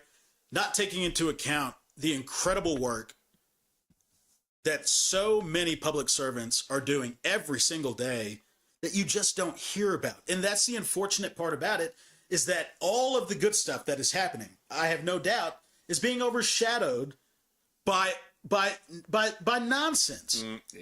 And that, I mean, imagine, Josh, you've devoted your entire career to being a public servant, whatever capacity that may be. You are brilliant. You know you've done good work. And most of these people don't care if the world knows about them, right? They do this stuff because they're passionate about it. But then you have stuff like this taking place that is such a big stain on everything, and it takes away from all the good work being done. And that's the unfortunate part about it. With the Epstein stuff, I think that the public is going to continue to demand accountability. I don't think that because Pam Bondi says that this is it, we're moving on. No, we're not. We're not moving on. Like, this is too big. And we see all these people abroad falling. The dominoes are falling abroad. Yet only one has fallen here. Yeah. And it's a woman who is living in comfortable conditions. I mean, come on. We're better than this. And this is credibility that is going to take, and not just on this front. DOJ is losing a lot of credibility. Yeah. And if I were the president, knowing how much credibility or how badly damaged the reputation of the DOJ is, I wouldn't be hanging some massive weird banner of my face across it. Yeah. Which that is just a weird thing to do anyway, but that aside. Well, we know Trump loves himself. Does he? Does he? Let's see. We got we can spend a lot of time. Yeah. A lot of buildings that have he wants his name on. I mean, I don't know. If I was president, I might hang my picture up someplace. Well, I don't know about a big old. This is the beautiful part about being a good president. When you're a respected president, you don't have to ask people to put your name on stuff. Yeah. You don't have to steal Nobel Peace Prizes. Yeah. You don't have to make up false committees of the FIFA peace. Like, what? Right? And I know he might have been joking, but here's the deal, folks. I know some people look at the president as he'll say outrageous things. Oh, ha ha, it's funny, it's a joke. But then it actually happens. Right. And, the other day, he was talking about whether or not he should award himself, and I'm not kidding, the Medal of Honor? Like, yeah, that's a little like, silly. why would, like, I don't even know why you would joke about that. Yeah. Especially when you're the guy that actually stole a Nobel Peace Prize. Right, yeah. and put a full-blown lobbying campaign together Yeah. to go out and try to get the Nobel Peace Prize. Why I'm supposed to think that's a joke that he wants to award himself the Medal of Honor, I don't know. I don't know. I gotta say, Look, I don't think there's many people that think like Trump. I think he's very unique in that. It's like sometimes you think like oh, he's got to be joking, but no, it was completely like an egotistical statement that everyone just took as a joke, and it's like yeah. Sometimes you also just hope he's joking. You're like, Ah, you know, yeah, exactly. But I mean, well, if there's one thing that I would encourage anybody, like I hear this a lot, right? Like I put a lot of my thoughts out there on social media. I'm more than happy to take the heat for anything I say. I hope folks understand, like, I'm not the type of person to put out something that has no merit. Yeah. That is just patently false on its face. Like, as if my reputation doesn't matter to me. yeah, Right? I was telling my wife, you know what I feel like sometimes? I feel like, you know, you've seen the interviews of these people from way back in the day that were like, I was abducted by aliens. right, And everybody is obviously like yeah. this guy, right? Like, That what a jerk. used to be a reputation killer. Yeah, Right. Yeah. But when you listen to like what they say, they're like, what? Why would I go out of my way to ruin everything I have just to lie about that? right. Not to say that they're telling the truth or not, Yeah. but to me that seems counter to the way that the human brain works. Yeah. You have people that just want attention. I'm certainly not one of those people. I am not running for any elected office, folks. I've gotten that a lot. One thing that I think we should just all be willing to do is look at the facts. I know those may be hard to come by right now. And I know that there are people actively working to undermine what facts even are and rewrite history. I was gonna say, it really seems like I feel like I can search one time and get an answer, and then search again and get a completely different answer. It happens so often, you know. And sometimes you ask AI because I'm like, oh, I can trust that, right? But then it just won't tell me the answer. Well, you know, or it won't tell me in the way I want, or you know. My wife and I, we did this little experiment the other day where it's like, okay, you Google something, I'll Google something, and let's see what we get, right? We got like two different answers. What people don't realize is that with all of this stuff, right, they collect this data on you, where you live, what you search, you know, like I'll be in the living room with my daughter watching Rio 2, and then all of a sudden I'll look over and that little blue line is going across my TV. Like, I didn't ask for you, Alexa. Right. Like, why are you listening right now? Yeah, yeah. Did I say Alexa? Yeah. No, I didn't. So Alexa, you need to stop. Knock it off. But we want to be respectful of people's time. We got a lot to get to. Yeah. The Save America Act. All right, this is on a lot of people's minds right now, and rightfully so. I think all of us want secure elections. Yes. You'd agree? I agree. I want secure elections. Do I want only American citizens voting in U.S. elections? Of course I do. Yeah. Do I think that we should nationalize elections? No, I do not. I think that the founders were very intentional when they decided to give that authority to the states. Yeah. But let's talk about the Save America Act and where we are with that right now, right? So as most people know, the SAVE Act, and it has many different names, but the SAVE Act passed in the House of Representatives on February 11th of this year with a 220 to 208 vote, right? Pretty much every Democrat opposed it with the exception of one, Congressman Henry Cuellar. And, you know, there's some stuff with that. We won't get into it, but it was an interesting vote. Nonetheless. And so now it's passed the House. Where does it go? Right to the Senate. Mm-hmm. Now in the Senate, Republicans only hold 53 seats in the Senate out of the 100, meaning Democrats have 47. And just by the nature of the process, do they have the votes to pass it? Well, yes, they do.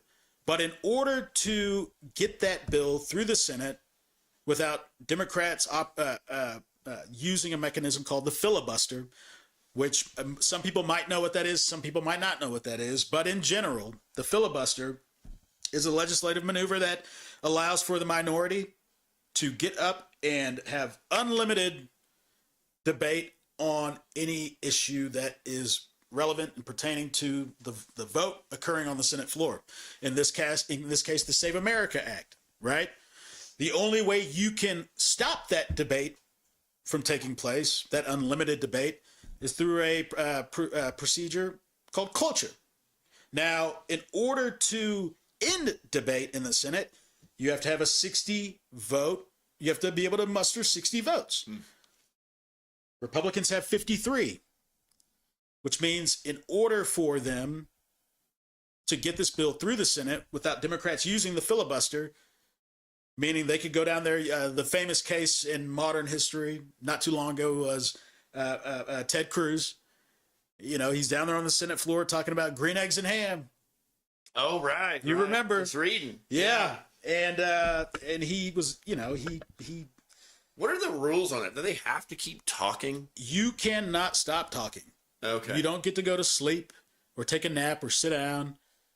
You have to get up there and you have to give a very long-winded speech of some sort and get real creative on ways to keep talking. Now, keep in mind, the longest filibuster that I'm aware of was, let me back up. The first use of the filibuster was in 1837, right?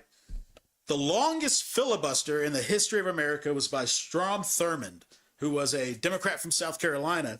And it's interesting as to why the filibuster at that point was happening. That was the longest filibuster, which went for 24 hours and 18 minutes in length. Wow.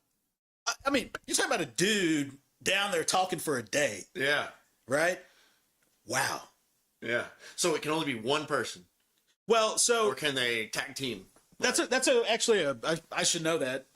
That's a great question. I'm pretty sure that I've only ever I don't know. I don't want to speculate on that. There's part of me that wants to say multiple people can perform the filibuster, but I'm not certain about that. Our fact checkers can maybe look that up for us.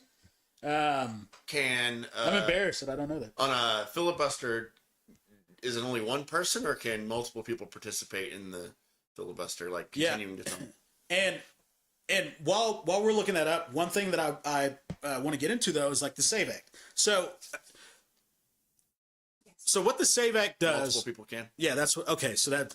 Whew, I'm not an idiot, folks. The SAVE Act, what it does and what it does not do. Currently, if you were to go vote, you could show up with your ID and vote. Mm-hmm. Right? The SAVE Act changes that. The SAVE Act requires you to not just have a photo ID, but you have to be able to prove citizenship, either through a passport or a birth certificate.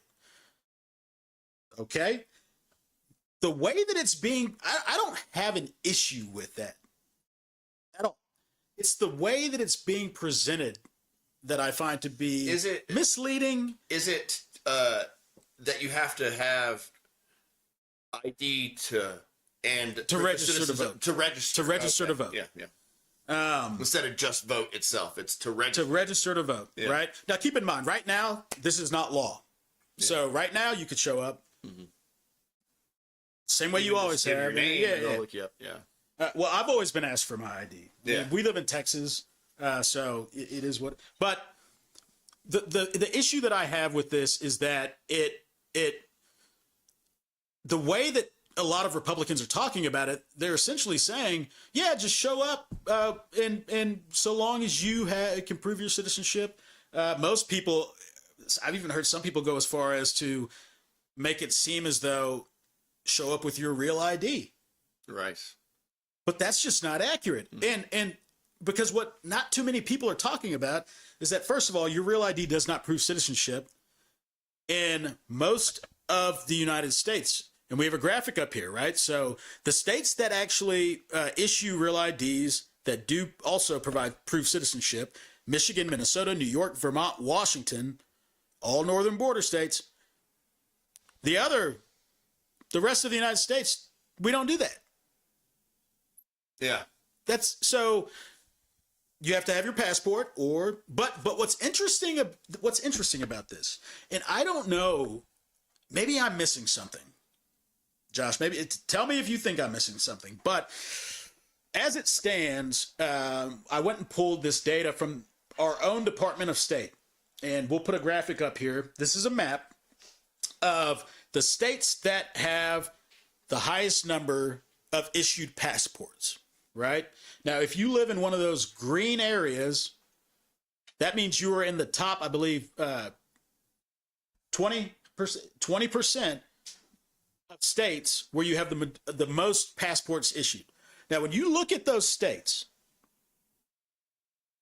what that tells me is that there are more Democrats with their passports, or more states that are ran by Democrats with their passports than a lot of the others. And that's just passports, right? This is just passports. When you look at that map, what you see is that there are a lot of states held by Republicans where people do not have a lot of passports.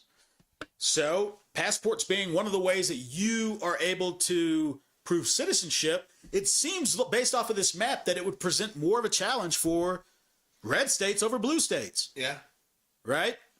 And the other component to this, which has become a hot topic, is the birth certificate. Outside of the passport, you can use your birth certificate to prove citizenship. So what I want to point out, I think that this impacts primarily women who have gotten married and changed their last name. All the data that I've been able to find suggests to me that there are more conservative women who get married and take the last name of their husbands than there are Democrats. That's interesting. Which also leads me to believe that this seems like it would impact Republicans negatively more than it would impact Democrats. Right. So I'm just again, I don't care about having this be the case. What I want is for them to explain this. And quite frankly, I'm baffled as to why Democrats are not out in front on this. I mean, they're talking about the issues they have with the SAVE Act, voter suppression, all this stuff. But why are you not out trying to ensure that there are ways to improve? For example, okay, if we're going to do this, fine. But are we going to put money behind a campaign to inform voters of all the changes? Are we going to throw more resources behind helping train those tasked with administering the elections at the polls, at the polling locations, to ensure that they're doing it right? None of that is happening right now. Instead, we're trying to force this through ahead of what might possibly be the most consequential elections of my lifetime, without there being much transparency. Do you think maybe they're thinking, it's unlikely it's going to pass, let's not give the effort out yet, potentially? Look, I've seen both Democrats and Republicans do plenty of stupid things.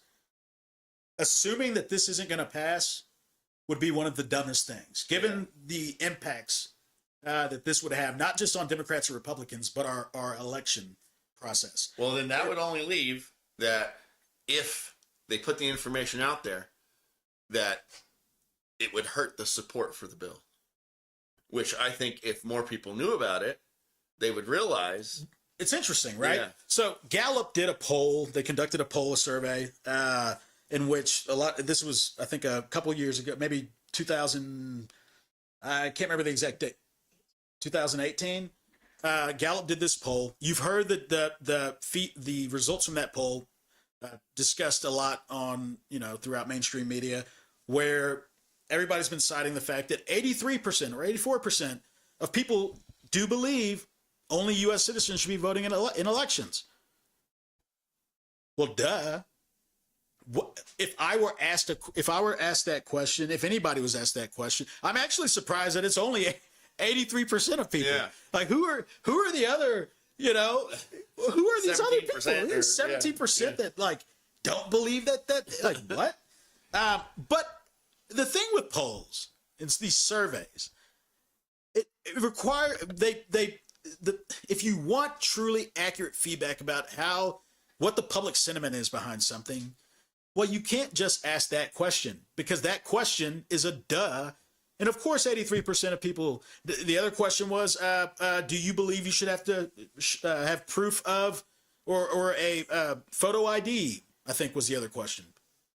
Like 83, 84% of people supported that. Duh. Right? Yeah.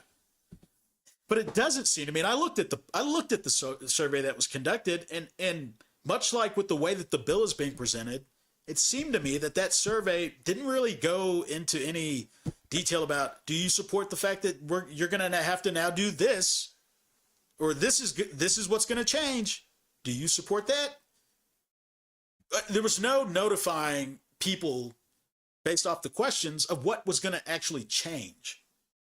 Now, if I'm a poll worker or the person responsible that is sitting there making sure the people that are registering to vote are that it's happening the right way and that I'm following protocols, I would be a little bit concerned because it's like, okay, well, if something does happen, am I now going to be held liable because I didn't get the training? Yeah. Right. And I think it opens up the door for this president, every future president, until this law, if it becomes law, is changed it's just that extra, thing, that extra mechanism out there that they can use to hold up the election and question things. Did the poll workers do their jobs? Well, that's quite a big onus to put on someone. And I would just naturally think it makes more sense to let a year or start the education, pass the bill.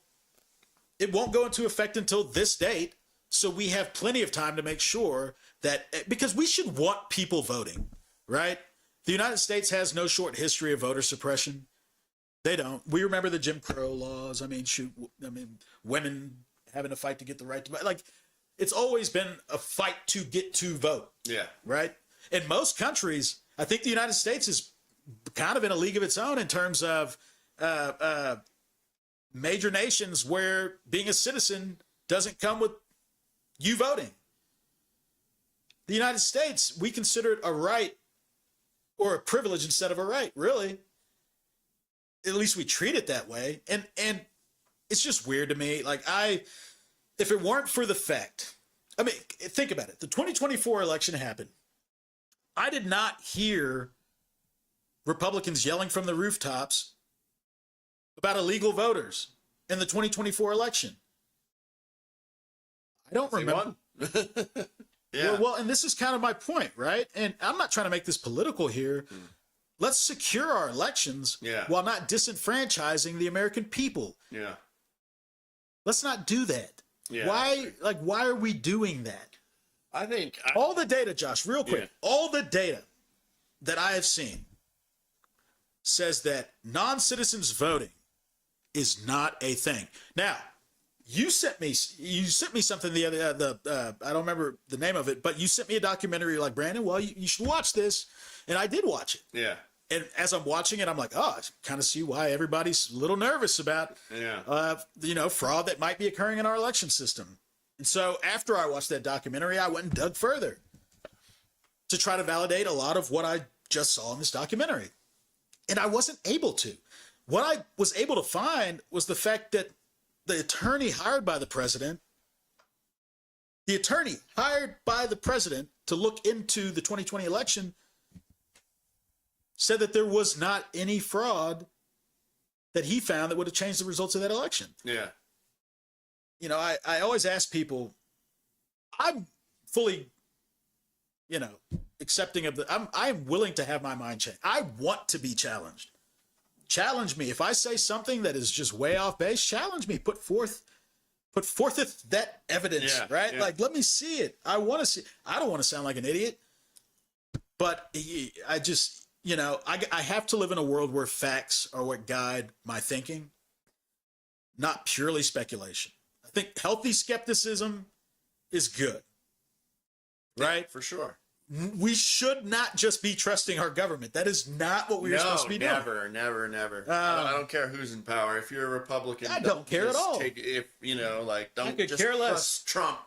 If you're a Democrat and I don't know, whoever says something, definitely look into it. Definitely look into it. That's our job. That's how we hold our government accountable.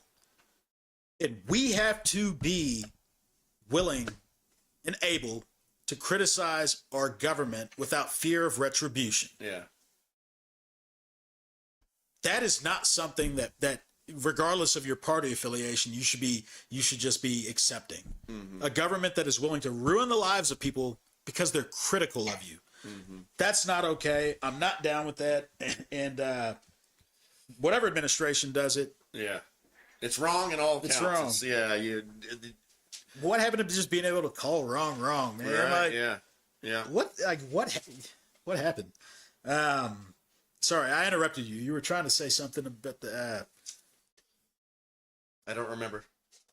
Maybe I'll think of it later. I apologize. Yeah. No, that's okay. It is my fault. No, it's not. I should. If it was important, I'd have held on to it. All right. Well, I guess that gets us to our next topic, which is another one of those hot topics. This one's going to be. This one might be a little bit fun because it maybe get us in a little bit of trouble, but we have to talk about it because. And I think you agree, Josh. There is no topic that is off limits for us. There shouldn't be. I mean, just like you were just stating, you should be able to say whatever needs to be said. Yeah. And anybody who has a problem with it, like I said, you got to deal with him, not me. So be wise. Sharia in Texas, right? I say Sharia because go into that. Yeah. So I look. I am no expert on Sharia, but I say Sharia because when you and apparently this is just the accurate way to be discussing it. When you translate Sharia, it means law, right? So when people say Sharia law, yeah, right? Well, grammatically that doesn't make sense, right? But Sharia in Texas, it's become every single candidate in Texas and elsewhere right now is talking about this issue. No problem. Let's talk about it. Mm-hmm. Right. Back in November of last year is really kind of, to my knowledge, kind of when this really started. Just north of Dallas, I believe, Collin and Dallas counties, Governor Greg Abbott, there's this Epic City, I think is what they call it. Which it's been framed as sort of this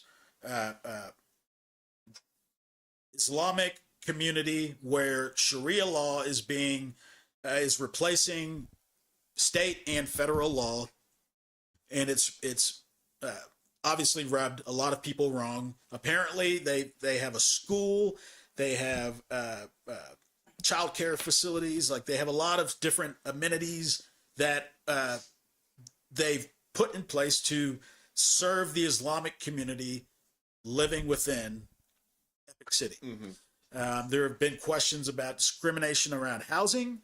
Can I not be a Muslim and live in Epic City? No-go zone. Yeah. Or is it a no-go zone? Yeah. Back in November of last year, Governor Greg Abbott directed law enforcement officers to investigate this thing called the Islamic Tribunal that was operating within Epic City.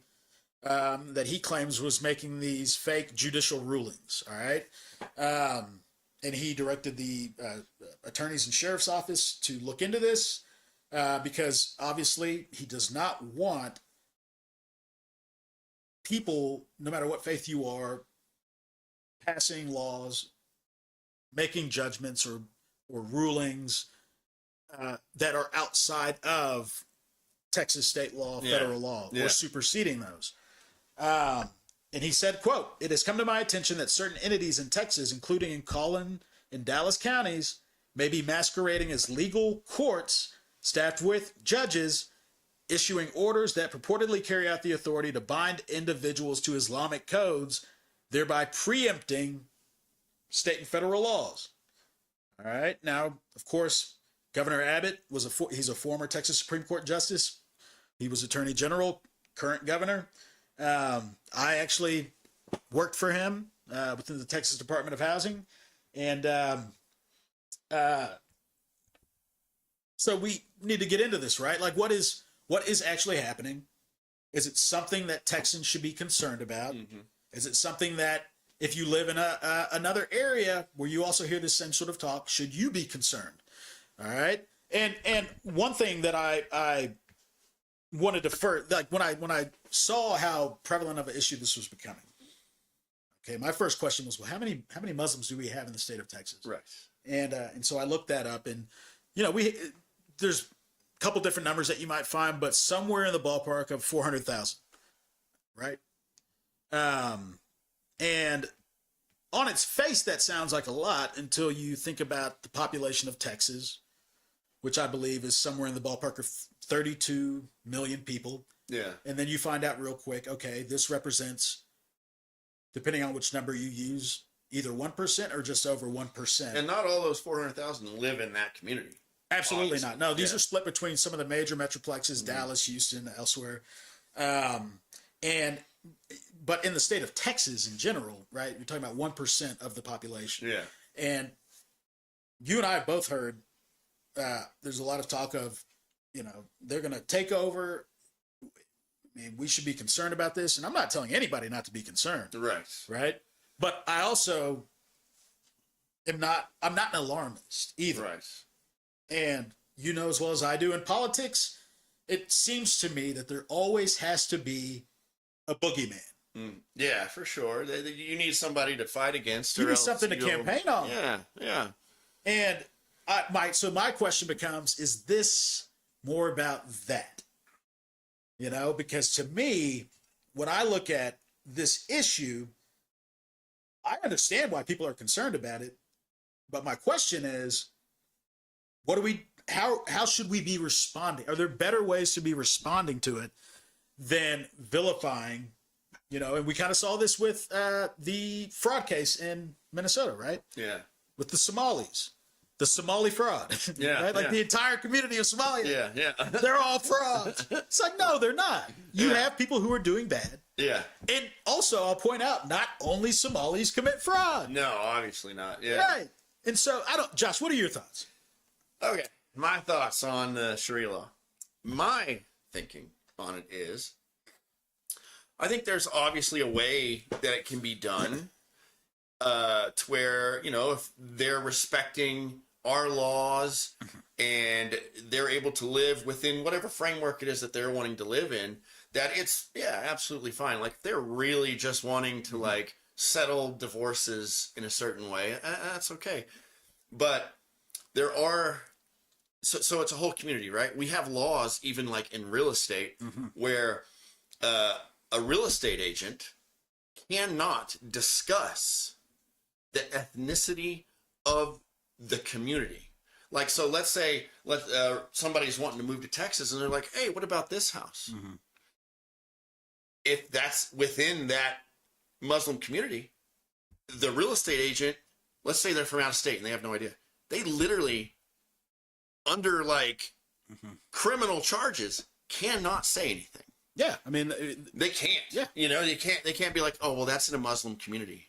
Yeah, can't do that, right? So there's a few different things that arise of the technicalities of it. Yeah, you have to be. And then there's the more serious side of it, where it's like, if they want to live by the Sharia law or laws or whatever, or the Sharias that fit within the framework of the U.S., hey, yeah, you be you. You know what I'm saying? But if they come in here and they want 4 wives, because that's, mm-hmm. one of their things, I don't know why you'd want that much,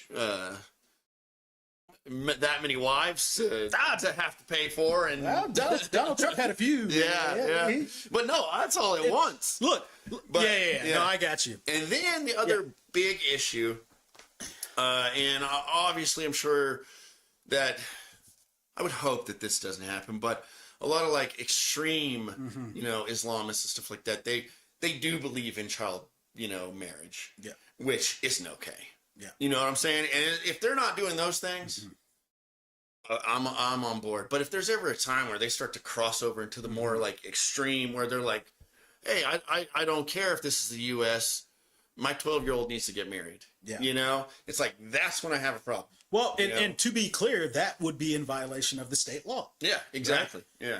What? Let me see if I have this quote here.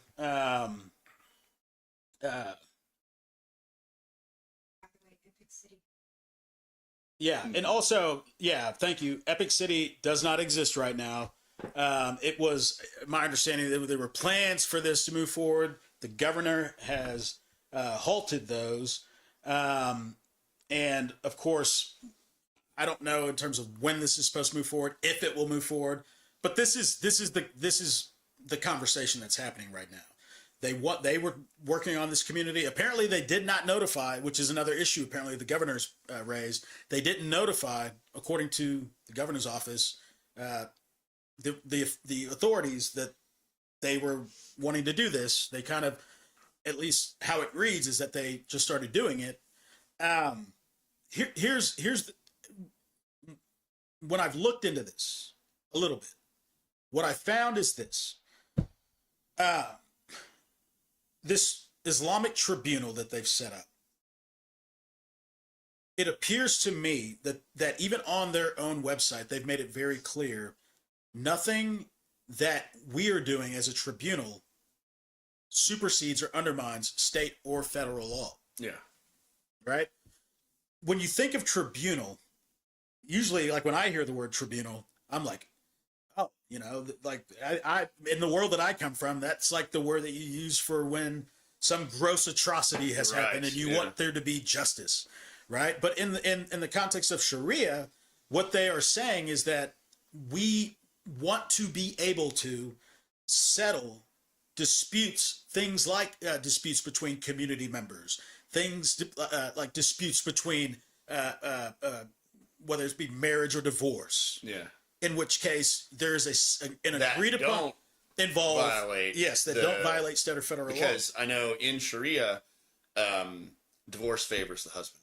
Well, and, so I've actually looked that up too, and there's three different, apparently, and I won't be able to quote these, but there's three different categories that obviously, and it's not like the wife has no say so in any of it. Yeah. Right. It is, I think, more onerous for the wife than the husband. But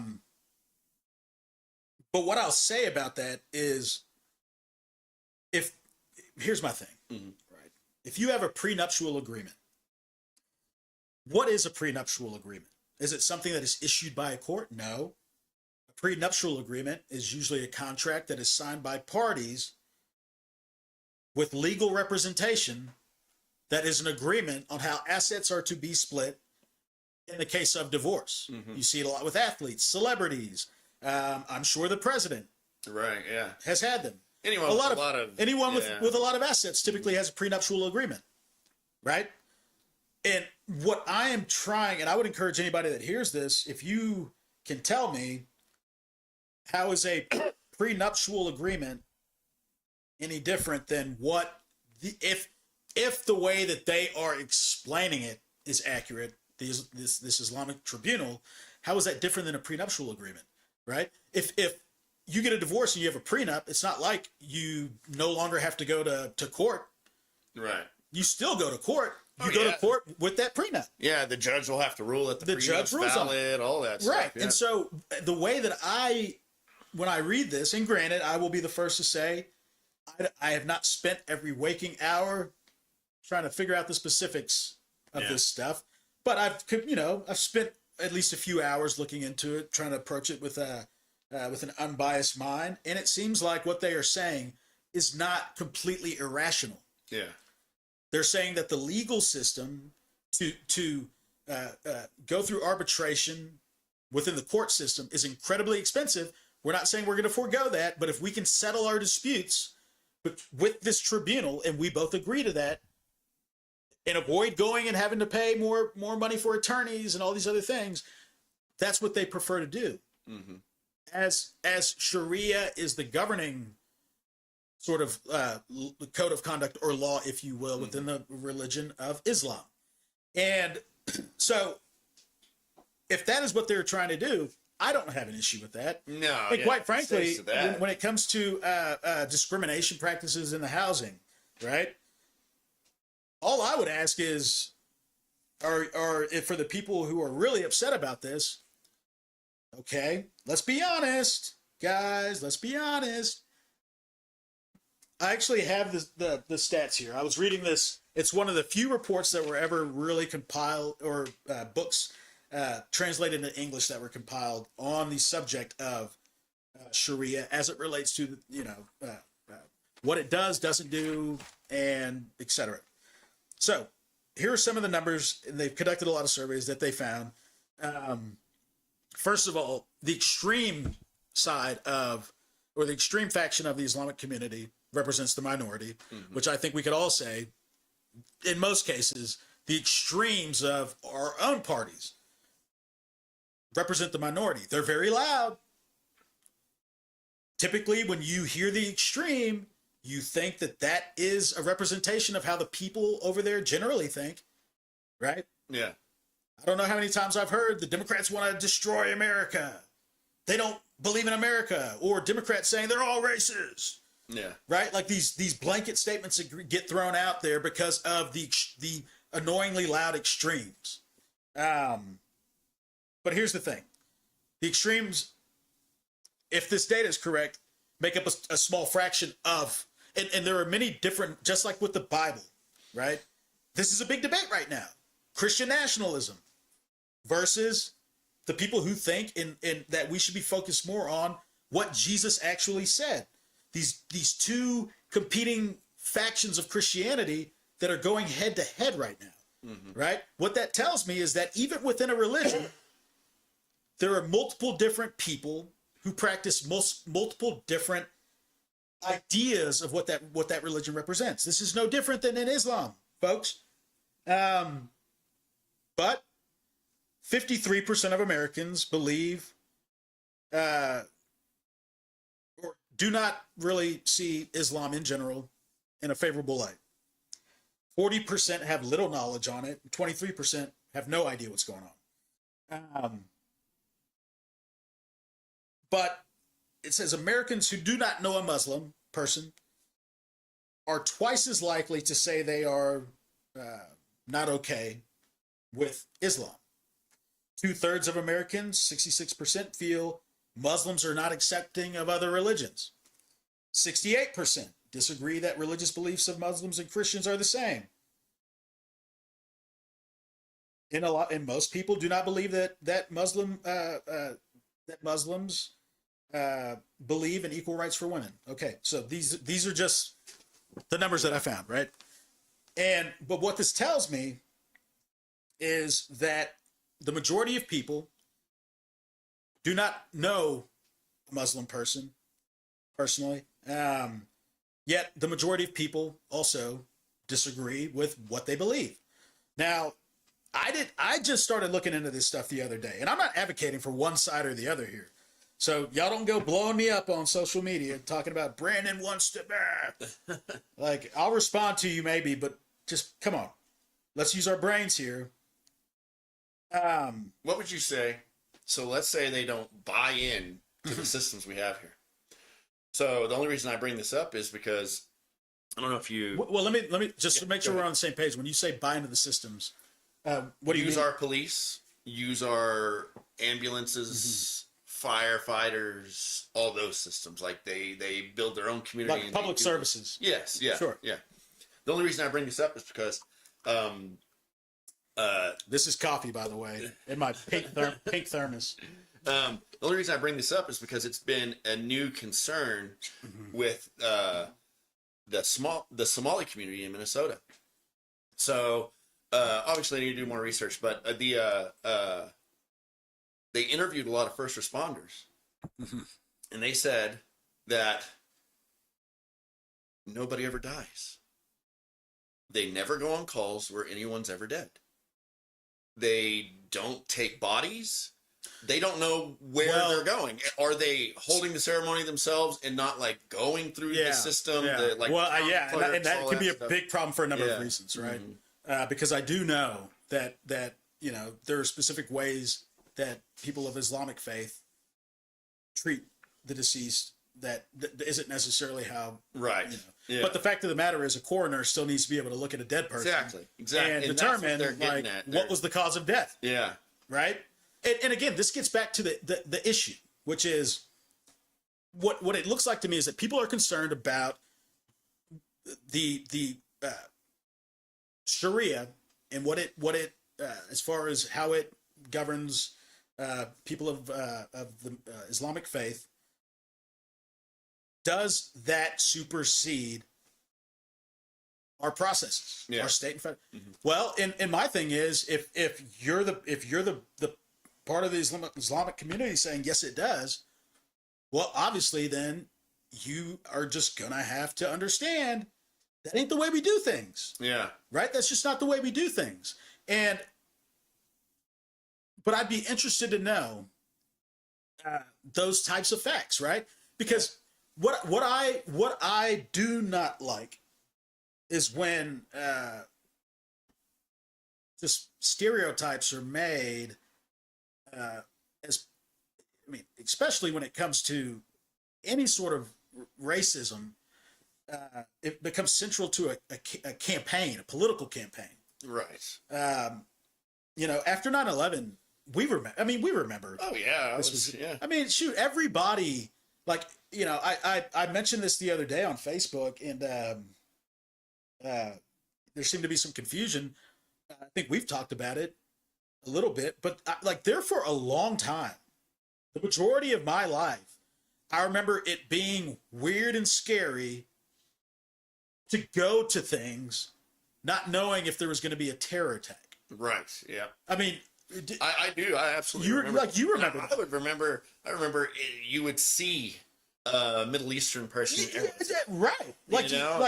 This fear that existed. Yeah. Within, I would say, American culture surrounding it. And that was a big part of our generation growing up. And I asked this question, I think I asked you this the other day, like, when was the last terror attack that you remember? Yeah, right. Think of one. Yeah. Right. Well, somebody corrected me the other, and it's not that I don't think it's happened since, but it's not part of our psyche like it used to be. Mm-hmm. And it almost faded without us even recognizing it. Yeah. And I don't know if that's because mass shootings are up. Right. And so now that's like the new thing, unfortunately. But I don't go out now worrying about whether or not I'm going to, is there going to be a bomb in my movie theater seat or somebody, like, I don't worry about that stuff. Yeah. I'm hopping on a plane tomorrow for DC and I'm not worried. Yeah. Oh man, that's like, I feel like it's a fairly new evolution in my psyche that I didn't even realize happened. But when we start talking about these things like Iran, for example, right? Kicking the hornet's nest just doesn't seem smart to me. You're right. Creating an environment of fear unnecessarily or Islamophobia doesn't sound smart to me. Yeah. And if we can, that's how we create more terrorists. It's how we create more. Like, man, I don't know why we look at this issue any differently than we would look at it if it were applied to us. And we agree, Rodney. Oh, yeah. Oh, right. Great timing on the movement. For us. So love that guy. Yeah. Yeah. Shout out Rodney Sims. He's my running back coach. Oh, really? Yeah. Okay. Yeah. Sawyer. Supposed to go train. Hey, I'm down. One of the best men I know, right there. Like a father to me. But yeah, my whole thing is, I would be curious to know how many conversations has the governor personally had with these people. Yeah. How many conversations? How many times have they went to lunch or got to know one another, or and for anybody who's using this as part of their campaign. How many Muslims do you know personally? to be out there casting a blanket on an entire group of people like this. Right. Would you like it if you for example, if you were to say that all Republicans are racist, look at the president, for example. Man, this guy is going out of his way right now to show he ain't racist. Right. Yeah. Right? Yeah. In a press conference with the White House press, Caroline Levitt got asked this question. What it was from a reporter. He said, "How does the president respond to accusations that he's racist or something like that?" I don't remember the exact question. And Caroline Levitt, she was like, "I'm going to get a team of fact finders, and we're going to go and pull up every case that he was falsely accused of being a racist." Yeah. Right? And I'm sure it's happened a lot. Yeah. Is Donald Trump a racist? I don't know. What I will say is stop trying to remove slavery from things, man. Stop tearing down, removing it from museums and stuff, man. Like, there are ways that you can go about. I know one thing. Don't say it to Mike Tyson. Don't say, man. Mike Tyson loves Trump, and I don't know if you saw his podcast. He was like about to get into a fight over it. Look, first of all, I don't know that if I saw Mike Tyson, I would even speak to him. Right. You remember that video where he like punched that dude on the airplane? Oh yeah. Yeah, no, I'm good. I'm good. Some guy that bites a dude's ear off, I'm just like, it's cool to look at you. I'm glad I saw you. Yeah. I don't have to get a photo with you. You know, Mike Tyson's probably a pretty cool dude. Right. Yeah. And, for sure. and just to be clear, I'm not saying Donald Trump is racist. I'm saying he doesn't like being called a racist. Yeah. Right? Nobody likes blanket judgments being cast on them. Nobody likes that. Yet it's becoming more and more just, you're seeing it more and more today. Yeah. I don't know what these people's intentions are. I know a lot of people that don't want them living in their community. I do know that. So they go out and set up their own community where they don't feel like they're going to have to worry about their kids going to school and being bullied, or their kids are going to go to school and they have to, you know, say the Pledge of Allegiance in front of the 10 Commandments. Right. Yeah. Yeah. I do know that. Mm-hmm. Like, so let's just be realistic here. And what I also know is they make up 1% of the population. And if you were to ask me which 1% I'm most concerned about, it ain't the folks, it's not the Muslims in Texas. Yeah. Not from what I see. From what I see the top 1% in more weird places than Epic City. I see them in the Epstein files. Yeah, that's a point I see him at the head of these corporations that are just dicking us right now. Mm-hmm. I see him setting up, you know, these LLCs using dark money to funnel it into our elections. Yeah, undermining your and my vote. I see the top 1% paying next to nothing in taxes. Yeah, I'm focused on a different 1% that seems like way more of an immediate threat. Also, to me. I was going to, I think, clarify. You're not saying just because they're 1% that we should let them do whatever. No, what I'm saying is we have to do a better job of controlling what it is that concerns us. Yeah, yeah. Because right now, what is controlling how we feel about things, which is causing a lot of this division, is what we're being told to fear. Oh, yeah. That's coming from mainstream media. That's coming from social media. That's coming from the president. That's coming from our family. That's coming from our friends. For example, right? Trans people in bathrooms. I've literally never ran into that problem personally.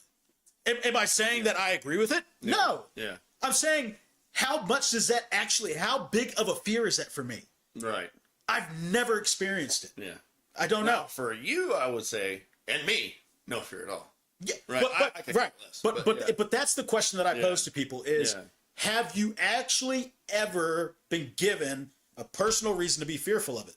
I know some that have, for sure. Yeah. And they have a right to be, but for a lot of folks, we are terrified of these things that for the most part are not the biggest problem. In the case of immigration, the data suggests, and I'm not saying it's ever okay for anybody to murder another person. Yet in America, we care about it a lot more when it's an illegal, an undocumented immigrant that does it. We care about it a lot more. Mm-hmm. I don't know how many mass shootings there have been where thoughts and prayers are just like what we do. Mm-hmm. That's what we do, right? Yeah, for sure. Yeah, yeah. I mean, I think I think we were talking about this. Like the outrage for mass shootings is kind of gone now, which is sad to say. It's like it's almost like we've gotten to a point where like we're just like death from crazy people, crazy individuals is just like, oh, well, that just comes with being alive. When it's either that or it becomes a propaganda, a weapon of propaganda. Like yes, one or the other. We either care or we don't. yeah, Depending on who is telling us to care. yeah, exactly. And that's what I'm saying. Like what I'm saying is, you're human. I'm human. You're a smart guy. I'm doing my best. No, you're very smart too. Yeah. But one thing I know is I'm capable of thinking for myself. right. Right? Now, I've gotten a lot of criticism for it because it doesn't fall in line with the traditional, unfortunately, what has become the traditional way of thinking. Yeah, right. But why am I to be outraged about something I've never experienced? Why am I to feel fearful about something I've never personally even come into contact with? Right. Right? I lived in D.C., and right up the block from us was a Muslim. It seemed like, I don't know about if it was like Epic City, but there was a lot of Muslim people there. Yeah. I know a lot of Muslim people who don't believe half the stuff that some people would lead others to make them think they believe, right? Yeah, I mean, like, there's good Muslim people, just like there's good Christians and good and there's terrible and terrible in all of them. Terrible Christians, terrible. I mean, there's terrible people. Yeah. Who bastardize their religion to justify doing awful things. Right. I think you hit it that everyone forgets about. People. It always comes back to people. Right. It's like we forget, like you start looking at like, oh, well, why would this certain group do that? And that's not how they think. And this is when they're people. Yeah. Like, oh, why would this person do that? Why would they? People. The Bible tells us that everyone's born with the ability to sin. You know what I'm saying? Like we all. Yes. Let me tell you an interesting story. We had talked about it. And we had talked about whether or not I would feel comfortable talking about this. Right? On the subject of race. Yeah. And, when I was growing up, I had like a really interesting upbringing. Like really interesting. We grew up in the middle of nowhere. Right? 5 black kids in the middle of nowhere. And I remember like there would be times when, cars would be coming down the road and very few cars even drove out there at that time. Probably a lot more now with the oil field and the traffic. And I remember every time we'd see a car, we'd like run as fast as we could and like jump and hide and stuff. Yeah. And I bet that used to freak people out. Yeah. I bet if you're just driving and out of nowhere you see this something that appears to be dark, just running, and then it's just gone. I bet you're like, that was an alien. Like, what was that? Yeah. But we grew up different, man. We grew up in the middle of nowhere. Society did not have.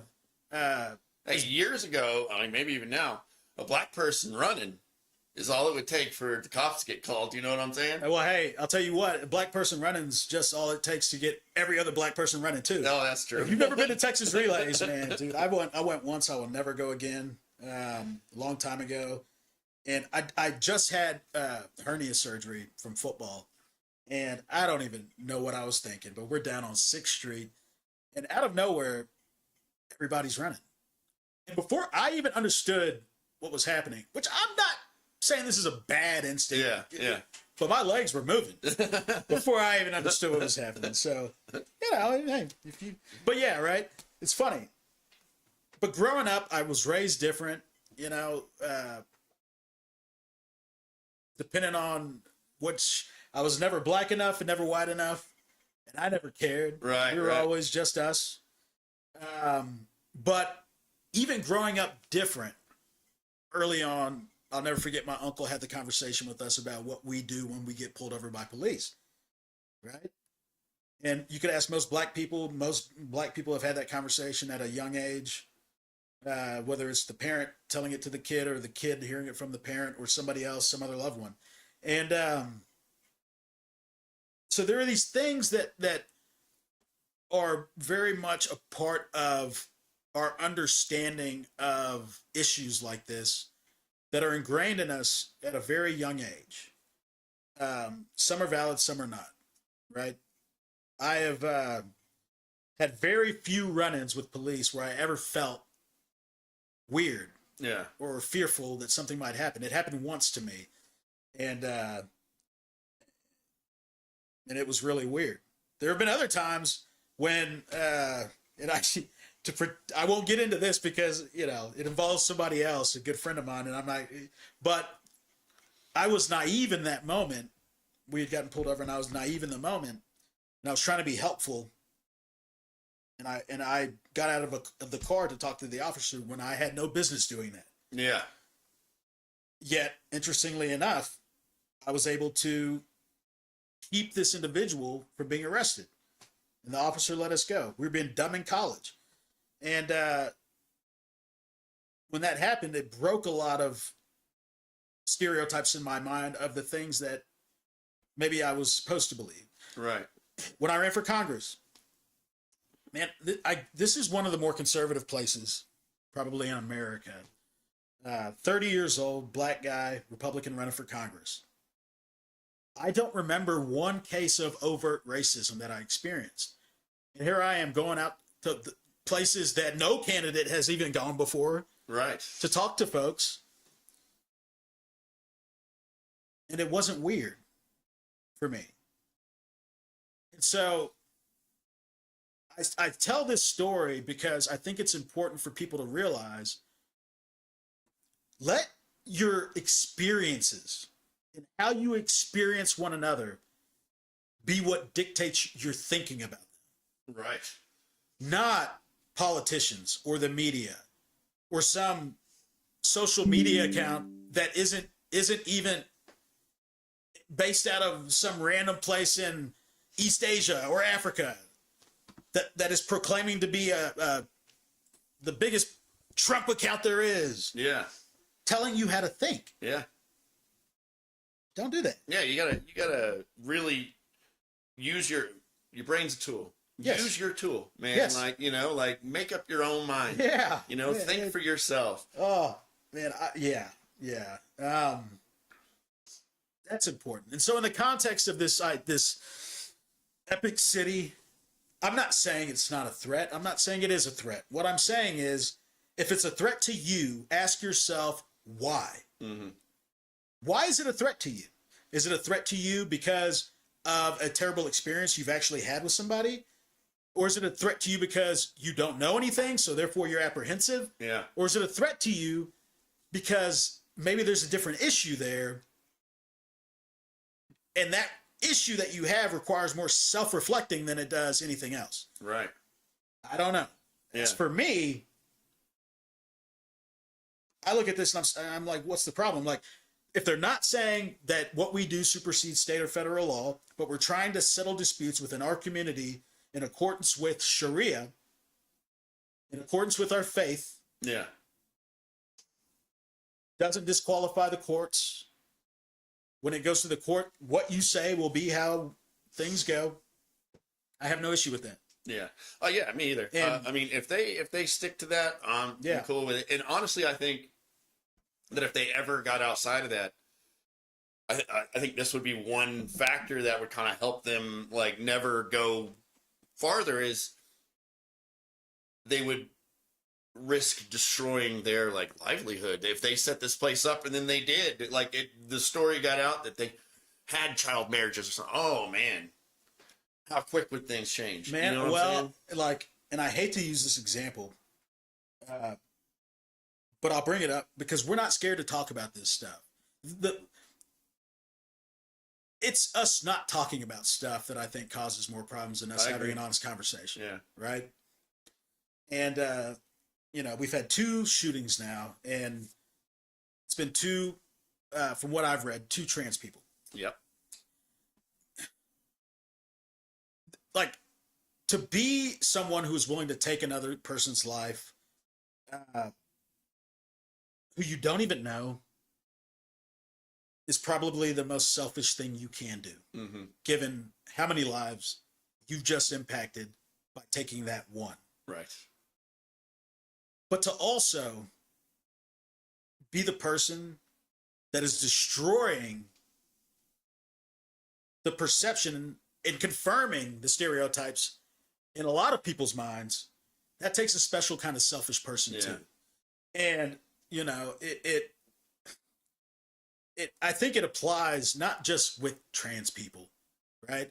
I think it applies with black people. I think it applies with the one person or the police officer that shoots somebody, and then all cops are bad. Mm-hmm. You see it happen time and time again. Yeah. Where you see there are valid attempts to try to improve the reputation of what that community of people feels like maybe is misunderstood about them.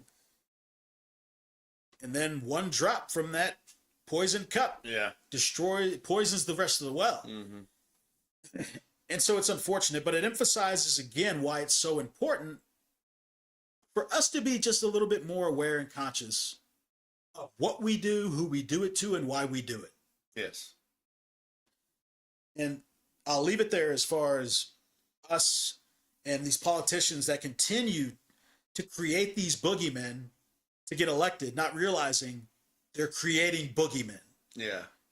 Right. I just from personal experience at the gym, I think the issue of, you know, trans men like committing violence, I personally think that men in general are not able to control themselves when emotions get involved. So like, let's say a trans man starts taking, or trans woman starts taking hormones like estrogen, whatever.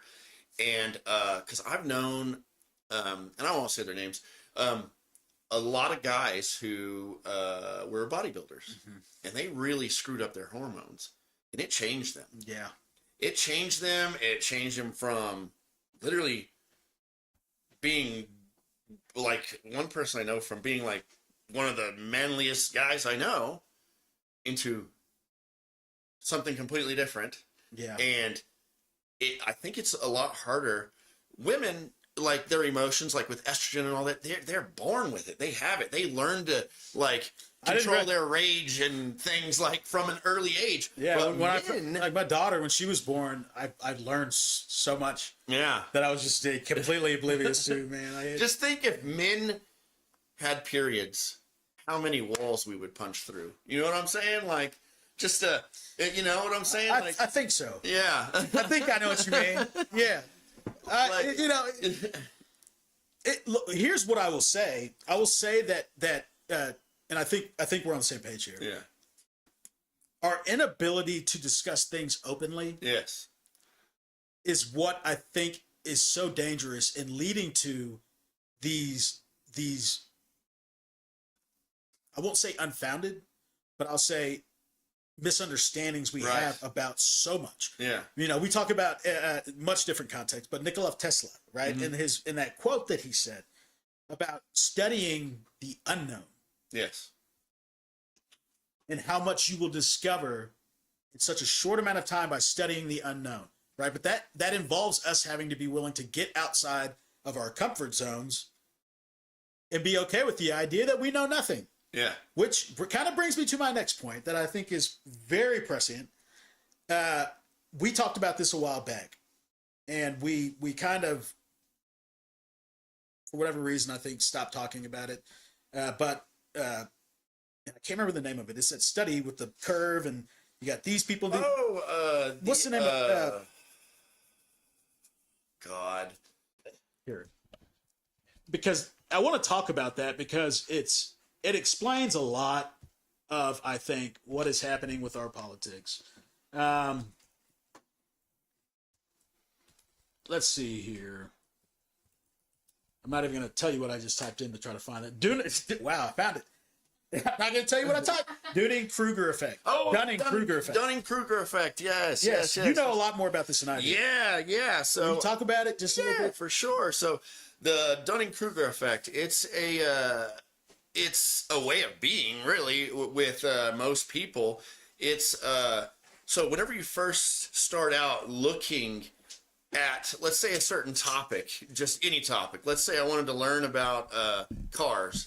You start researching cars, and you research, and then you've been doing it for a little while, and then you start thinking, hey, I'm getting really good at this. You know, I'm really smart. I know a lot. I know how cars work. Yeah, I know how they work. And then the more you learn, the more you learn, the more you realize you do not know. Yeah. You know?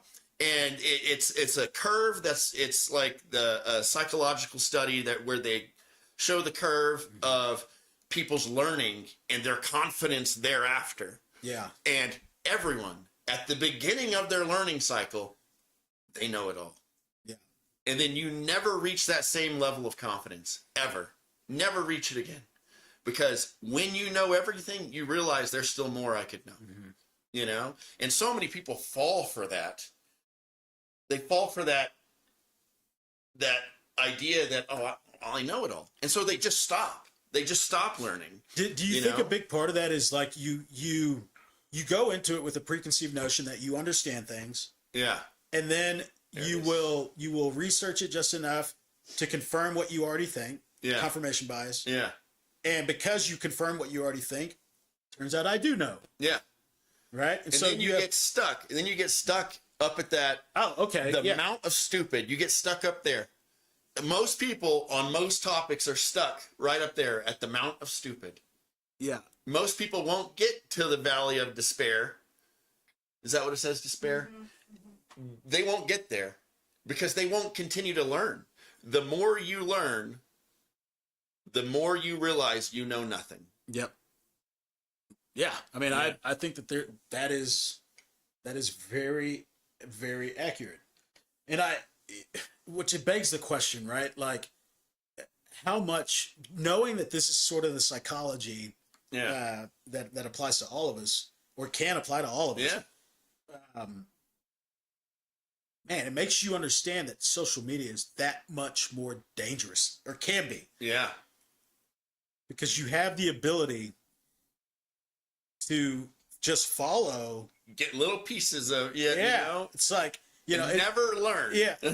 Look, and I, for example, used to, when in a lot of the work that I did before I came back to Texas, you know, on Capitol Hill, congressional staffer, I focused a lot on, like, you know, foreign policy was what I loved. It was like the thing that I got a lot of enjoyment out of learning about. And, but what I learned is that I was fortunate to be able to lean on the expertise of so many people. Yeah. Right. That realm in particular was a very, it was not black and white. Very few issues were ever black and white. And I learned very fast. I know nothing. Yeah. Right. Yeah. But I had a lot of resources, things I could lean on from people who have spent their entire lives and made a career out of this stuff, who had a lot more experiences than I had. But, you know, something will happen in the world today and everybody, right, becomes a foreign policy expert. Right. Yeah. And it doesn't matter how much I may have done in that realm at all. Yeah. And what I did paled in comparison to most that were actually in that world. Right. But it's just fascinating, and I think that Dunning-Kruger, like, it explains a lot of that. Yeah, it really does. Well, you know, it's like I heard the saying or the statement. It's like, without my phone, like, I'm average intelligence. Mm-hmm. As soon as I put that phone in my hand, my IQ shoots to 200. Genius. Yeah, I know everything. Yeah, I think it's funny when you see people getting into arguments. Yeah. Like online in like the comment sections, and it's just very clear that one person is using their phone. Yeah. Yes. And the other person's not at all. Yeah. And I'm just like, man, dude, I was in have you not just like taking the time Yeah. to just look up some stuff. Yeah. So just so you can sound just a little bit smarter, you know? Like, I was in a heated debate once for like a full day. And then finally, I think the guy let it slip and he had some M dashes in his response. M dash? Yeah, so that, I'm Yeah. like so not up So, to speed with so much of the, AI is notorious for using M dashes. You know, like that dash, like between thoughts and stuff. oh Yeah, like ChatGPT, like the M oh dash. no, he left it in The there. dead giveaway. He left it in there, and I was like, No. I didn't even respond to what he said after that. I'm like, oh, I've been debating with AI this entire Wow. time, Wow, and then he didn't respond after that. wow, yeah, I was like, yeah, of course, yeah. of course. Oh man, you know, my wife probably gets really tired because like I will go and like comment and respond to pretty unless you're just being like outrageously like it's unless it's just clear you are not in this for the conversation. Yeah. I typically respond to everything, Yeah, right? And I've gotten a lot of messages where people are like, Brandon, like your patience, like why do you respond to all this stuff? And it's like I don't have to. And some you might I don't know, man. I guess it comes off as like arrogant to some people. I don't know, but like I don't have to sit there and spend a bunch of time thinking about what I'm gonna type out, or Right. I don't have to go and do like the research. If I don't know, I'll just tell you I don't know. yeah.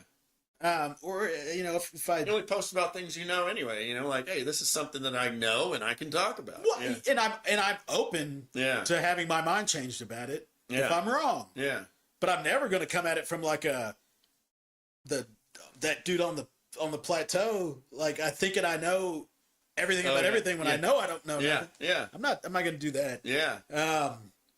Man, two wow. I used to wonder how Joe Rogan, it's like, dude, 3 hours. Like, how are your podcasts Oh, well, or your we've been live going for streams? 2.5 hours. Yeah, Pretty wow. I guess we can wrap it up and what we Yeah, unless there's anything else The- that we were wanting to cover. well, for me at least, I think we kind of touched on the tariffs, I guess. Right. You know, it's hard to talk about because What I want to know, Yeah. we'll start with this, is, and I know people have said this, okay, so if they were illegal, what do we do with the money that we got from it? you return it.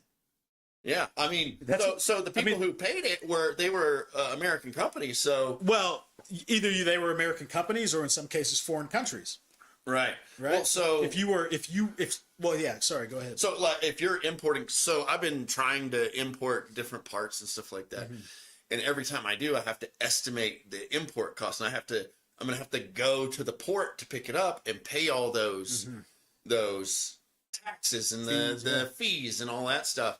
So like to me, I'm like, okay, so if they were illegal, I'm like, sounds like a great time for a tariff check. You know what I'm saying? Oh, wait, I thought did we not get those? I didn't get one.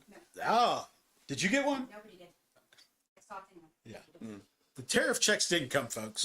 Hate to break it to you. Santa did not visit you this year. And, but it sounded great. Mm-hmm. It sounded great. But no, not only did you not get a tariff check, but you actually were taxed. I mean, you had to pay for all of this. So no, you didn't get any money back, but you certainly put money in. And, we don't expect a tariff check, folks. Yeah. I shouldn't have to tell you that. But the funny thing, you see Governor Pritzker right now. He sent the federal government a bill. We lost all this money because of this. Yeah. We give it back, Right. right? Yeah. Good luck. Yeah. It's a more I think for show, but the point is valid, which is if the Supreme Court, which by the way, after the Supreme Court decision in which they ruled against the vast majority of the president's tariffs that we had in place, the president goes out clearly very angry. Right. And Well, wasn't the ruling only that it was illegal under the law that he was prescribing it under, or Yeah. whatever? AIPA. Yeah. And I think it was Kavanaugh who told him you can do it this way, Yeah. right? instead. Now Yeah. it limits. He's more limited. He doesn't have this sweeping authority that he thought he had, and that was really what changed. He had to use a different. I think there's two different trade laws that he has now used to yesterday impose 10%, or maybe the day before 10%, Yeah. and now it's 15% globally on Right. every country Yeah. in the world. Whatever. I don't think most people at this point, or at least from what I've seen, most people aren't,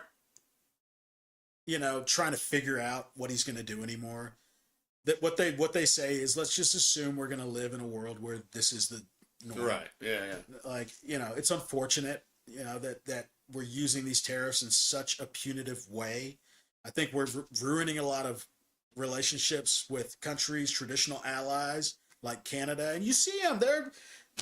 They're moving on. They're going to go, form an agreement with China. Right. Right. Right. At the same time, China is now vying in using our own stupidity against us. Look how unstable they are. Look how volatile. Like, you just can't let us be the world, the currency reserve. Right. I don't know how this helps us. Right. And I get the idea that it gives the president more leverage. But in this case, he has 150 days, even with the 15% tariffs, before he has to then go back to Congress. Yeah. And you already have members of Congress who are saying, we might hold our ground on this. Right. You're sending us into the midterm elections on a shaky economy. Now, what is it? Are they wanting no tariffs at all? Like, what is Congress? Well, anyone.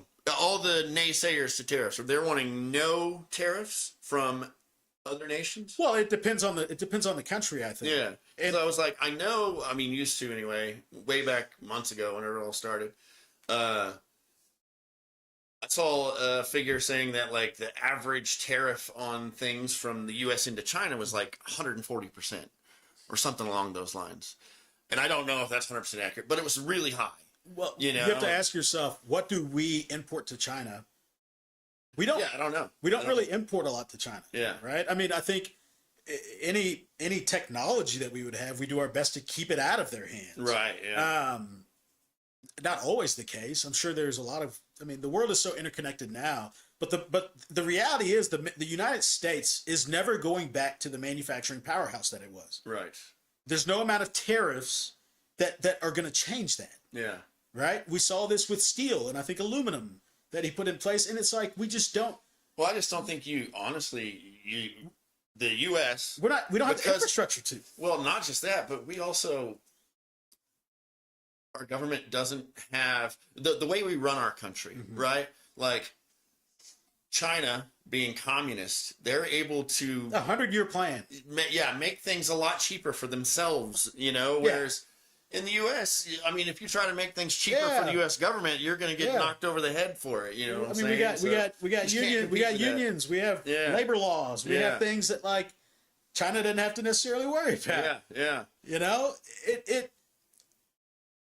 When the most recent data that came out on the economy was not a good look for the president. And what it showed was that despite all the tariffs that we have put in place, that we know now are in essence a tax on the American people because that's how it works, manufacturing has done worse. Manufacturing is in a worse position. Now, I don't think if the president would have done anything that it would have been in a better position. But the point is that manufacturing is not coming back to America. Yeah. Not when it can be done. So if that's the case, Trump, make your ties here. Yeah. Make your hats here. If you're going to be the one out there advocating for these things. Yeah, I agree. Like be the example for us all of why it's smart to do it.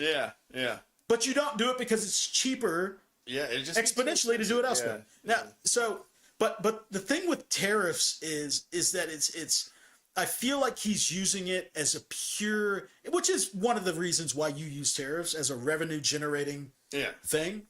But that seems like the only reason why he's using these tariffs, and not just using them, but abusing them. Yeah.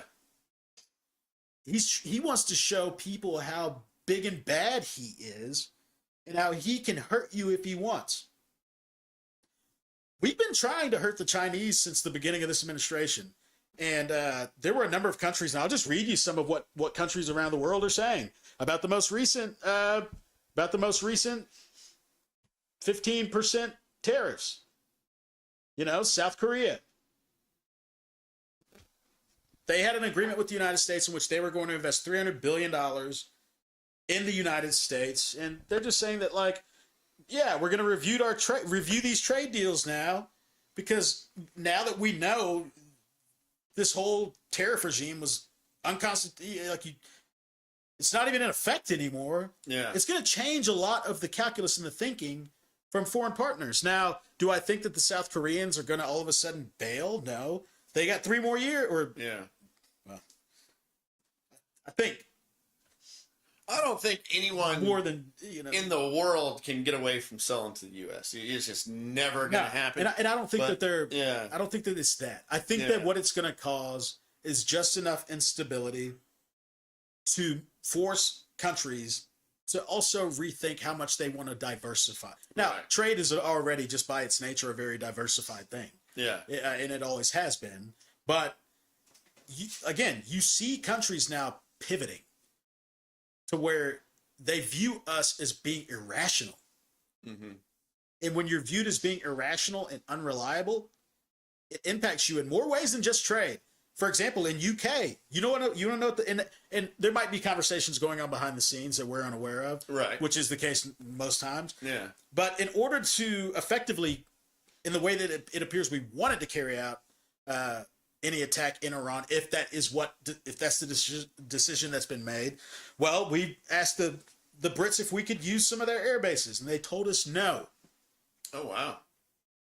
So when you start thinking about what America first means under the way it's defined by this administration, we're going to start realizing more and more that it means America alone.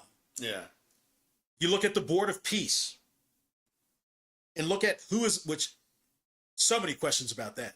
But when you look at the Board of Peace and you look at which countries chose to join alongside the United States in this parallel, weird, secretive, non-transparent structure that is supposed to be going around helping institute peace in regions around the world where it's not, look at what countries are joined with us. Yeah.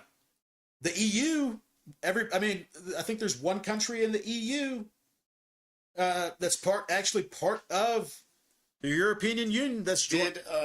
Back to the no on the military basis. Did they give a reason why, or they're just like no explanation? I'm sure they gave a reason. Yeah. Because it just feels like, but when you kind of feels a little suicidal to me. Like. Well, you have to also think about it from this standpoint. Yeah. You're not talking about going into Venezuela, Yeah. right? You're talking about attacking Iran. So maybe they're thinking, hey, we don't want to attack from here in case Iran can reach us. Well, what they're saying is, I think, is the same thing that the Jordanians are kind of sitting back looking at. The same thing that if you're in like, your main concern is what is this going to cause as far as instability goes, and how is that going to reverberate throughout our countries? Yeah. How is this going to impact us? Right after 9/11, when we did what we did, there wasn't a Western country that was safe from terror attacks. Yeah. And so I think what you're seeing is, like, if there's another way for us to handle this, then maybe we should consider that. The reality is there wasn't a perfect way, but there was another way, right? There was another way that we could have been handling this. And I think that way that we could have been handling it was quite possibly maybe not tearing up the Joint Comprehensive Plan of Action, Right. which was the Obama's framework for limiting Iran's nuclear arsenal or becoming nuclear capable, right? The Iraq heavy water facility, they had to pour concrete down that thing, make it non-functional. There is one part of the Obama agreement that I didn't like.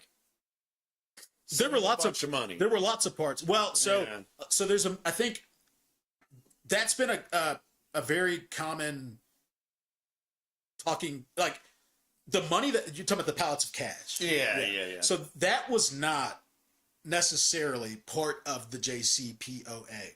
Okay. The pallets of it happened around the same time, and you could argue that they weren't not connected, Right. right? But the justification for doing that was not to appease the Iranians, even though I didn't like that either. I mean, where does that money go? Yeah. Right? Well, that money's probably going to go to what all their money goes to, which is funding terror. Right. Right? Yeah. So, yeah, I agree with you. And another aspect of the agreement that I didn't agree with was the fact that it was supposed to give us full visibility into their activities. We were supposed to be able to put inspectors on the ground there at the drop of a dime without having to give them prior notification. It was supposed to give us a lot, but it didn't give us a lot. Yeah. Like it did give us a lot, but at the same time, it's like for example, these detainment centers for immigrants that are detained in the United States, right? You would like for members of Congress to be able to just show up and inspect these places to see what's really going on. Right. I think you have to give them a 6-week heads up.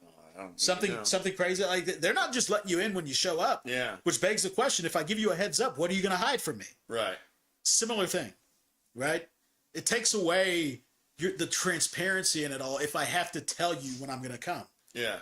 how do I know you're not cheating? How do I know? And everybody cheats a little bit. Oh, for sure. Yeah. Well, there's a fascinating story about the Israeli nuclear program that, if y'all want to hear something, look that up. How they came to be where they are. I thought they didn't have any nukes. Well, I'll tell you this much. Which I mean, we could go on about it. Yeah. Maybe that might be a good topic for the next episode, because look, at the end of the day, guys, Josh and I, we're not afraid to talk about this stuff. We're not afraid to talk about this stuff at all. Especially if you're America first, right? Then you should be America first. Yeah. Doing what's in America's best interest. And I question whether or not 100% of the time, us just partnering with the Israeli government is in our best interest. Yeah. That's not to say anything Yeah. about Jewish people or none of that. No. Every government should be criticized if we're going to work with it, Yeah. including our own. And I certainly won't shy away from that. And I don't think Josh will either. Let's talk about it. Let's just have a conversation. Any conversation that folks tell you you can't talk about You need to talk about it. means you should be talking about Yeah. it, right? You should be talking about it. So, I don't know, man. You got any? You got any? Oh, Board of Peace, by the way, is sketch, right? It is super weird. Like, what kind of power could they even have? It's like a third-party thing, right?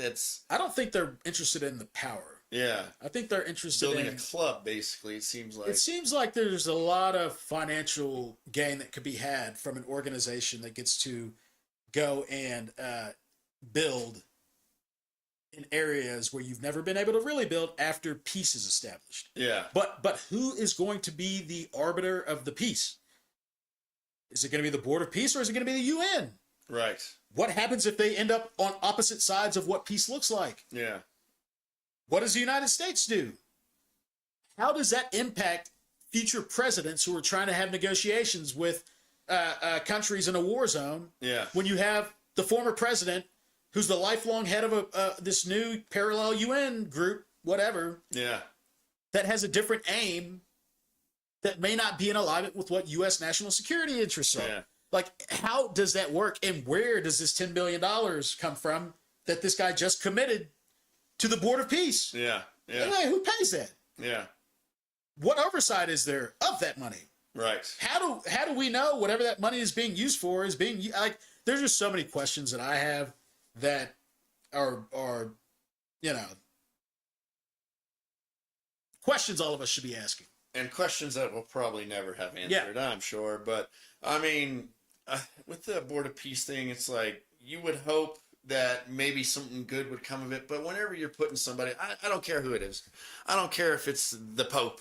I don't care. The Pope, by the way, declined to join the Board of Peace. And that's actually true, too. Yeah. Yeah, he did. He does not want to join the Board of Peace. You can't have somebody, wielding that much power for forever. You just can't. You know, it's like well, you know, this guy's falling asleep in the first meeting that the Board of Peace had. Like, and I'm not talking about maybe he was looking down at some, like, I'm talking about one of those where you're wake up and you just start clapping and you don't even know what you're clapping for. And look, everybody's tired.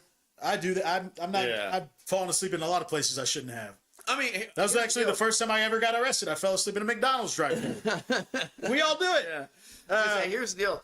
I think like that idea of a board of peace, that's not a crazy idea, right? Like it has like some like substantial like ideas that can be used, right? Like the premise of it. But like the way it's built, you're right. It's just a little sketch. And it's like, a little sketch, and when you start looking at the people and the countries involved, it's like, we see. I mean, most of the countries involved, I will say, they don't have the best rating on the corruption index. Yeah, I was gonna say, aren't they all pretty much just like oil having countries? Well, so you have at this point, it's like Kuwait and Saudi Arabia. You have a lot of those countries in the Middle East. Well, and the Jordanians are part of it too. Yeah. By the way, I would say the Jordanians, those are my favorite people in the Middle. I love the Jordanians. I love them. Yeah. I mean, I'll never forget when we went over there and like outside of having the most incredible food, like you know, I was actually shocked. I remember there was this one time where the king's brother came to visit and give a briefing before Congress, and you know, me, Steph, and my boss, I was there, and I got to meet. That was the first time I met him, and then I went to Jordan on a work trip, and he remembered, like this dude like remembered me. Yeah, it was the most fascinating thing. I was just kind of like awestruck, like that country. And when we were over there, it was at the height of the Syrian civil war, and Jordan was in this awkward place where they had an incredible number of Syrian refugees fleeing Syria, stranded in this area called the Berm, which is no man's land on the border of between Jordan and Syria. And the Jordanian government was trying to figure out what to do because they weren't just going to let all these people in, not knowing who they are and what their intentions are, and risking destabilizing their entire country. So but at the same time, because of the Syrian civil war, nobody was traveling to the United States or to the to Jordan for tour. Like, you know, nobody was going to see Petra or Wadi Rum. Yeah. But Jordan, that's like what their country relies on is tourism. Okay. And so they were terrified there for a while. Like, are we going to make it through this thing? Are we going to be able to? But you know, the Jordanians just being, they're Jordanians. They have incredible leadership. They have King Abdullah, Queen Rania, the king's brother. Like, they're very competent people. 95% Muslim, 5% Christian, and they all coexist just fine. Yeah. You go to Jordan, and they party over there, man. It's, you know, you I got some stories about that, but I won't tell those. But they have fun. Do they still? I think so. I had a friend. I won't say his name. He is I think he still is. He is with a private military force. He was a friend that I made here, and he went and did training. He goes for like 6 months at a time. He went and did training in Jordan. And he said he got there and that it's, he said, I guess I got here at the wrong time because everyone was telling me like, yeah, just right up the road used to be a bar where everybody would go to. And then just, you know, a little bit up here, there was another place that everybody would go hang out at. He goes, the guys were like that, that you'd see like driving along the road while we're training and stuff like that. You'd see them at the bar later. Mm-hmm. He said that they that there is like that they put it into it. They shut those bars down. I don't know if it's just because of like the military like presence in that area. Shut them down, as in like how we would shut like a place like Hot Shots down. Maybe. Yeah, yeah. It's like, what Yeah. was that? What was why? Like, was there some sketchy stuff going on at these places? I think so. I think they were getting It into could've some been. fights and Yeah. stuff like that. And look, I'll be the first to say I've not been back there since Yeah. I went, and Yeah. I hate that because it was such an incredible experience. Things certainly could have changed. Yeah. I'm not aware of. I still keep in touch with the You know, and come to the think of embassy it, and it might just be the unit or whoever he's with. Yeah. They might be like, no, you can't go over there anymore. You know? well. I mean, could have been. Yeah. I Yeah, don't know. yeah. You know, I know things. For example, for the U.S. military and the Marines in Japan, like things had to change quite a bit because of some nonsense that was happening between the Marines and the locals. Yeah. Who knows? I don't know. I hope that it's the same Jordan that I got to visit Yeah. because that place was awesome. They called me. This is actually a funny story. So apparently, I'm like this guy that just look. No matter where I travel to, the locals thought I was like their people. Oh, you just fit everything. Yeah, and even TSA thought I maybe looked strange. So I got stopped every single time I'd come back from abroad. Right. And but we're in Jordan, and our tour guide, we were going to visit Petra, right, the city in the mountain, Indiana Jones, and the tour guide, he looks at me, and of course I don't speak Arabic or any, and he called me Sheikh Auda, or I might be doing a terrible job of pronouncing Yeah. it, and I'm like, what does that mean? And my buddy Ahmed, he used to give me the hardest time, but I was like, Ahmed, he'd be like, it's Ahmed, Yeah. right? But he told me, he's saying it translates to his return. And I'm like, What? is this some weird past life Yeah, that I yeah, don't know yeah. about? I'm like, yep, guys, I'm back. Yeah, yeah. Let's go party. But beautiful country, border peace, super sketch. Need a lot more visibility there. 6:50. I got a 5:30 a.m. flight going up to DC for some stuff around the State of the Union. We'll see what the president pitches as far as any justification or Be something we can talk about. with Iran. Yeah. We will certainly talk about it. And we'll be back here next week. I'm sure there will be plenty of exciting things to talk about on SOS Live next week. There's no shortage of events happening at any given time. This was good though. If anybody who is seeing this has any questions for Josh or I, or wants to fact check and correct us on something that we said that maybe we got a little bit wrong, we're not sensitive guys. We're not going to come after you and cancel you. We want your critiques as long as they're positive. Yeah. And make us look really good. Yes. All positive. That's all we want. But seriously, let us know if you have questions. We appreciate any Topics of discussion too. Like topics let of us know. discussion. Yeah, one of the things that we'll eventually get into more is one of the things that we actually wanted to talk about is this concept of the Electoral College. What role does it play in today's politics? Is it necessary? Should we just have a popular vote? Yeah. Be more of a true democracy if we did, but we can certainly talk about that at some point. Let us know what you want to hear about. We're not doing this to hear ourselves talk. We just know there's a lot of important issues that we want to address, and we want to give you our honest take on them. We don't always get everything right. You might not always agree with us, but the beautiful part of America, back to that question of what it means to be American, is that you and I can agree, and we don't have to kill each other. Yeah. But we all want to make this place better, and you can certainly be part of the solution in that. And we want you to join us next week, 4 p.m. right here at the round table. We will see y'all then. Until then, take care.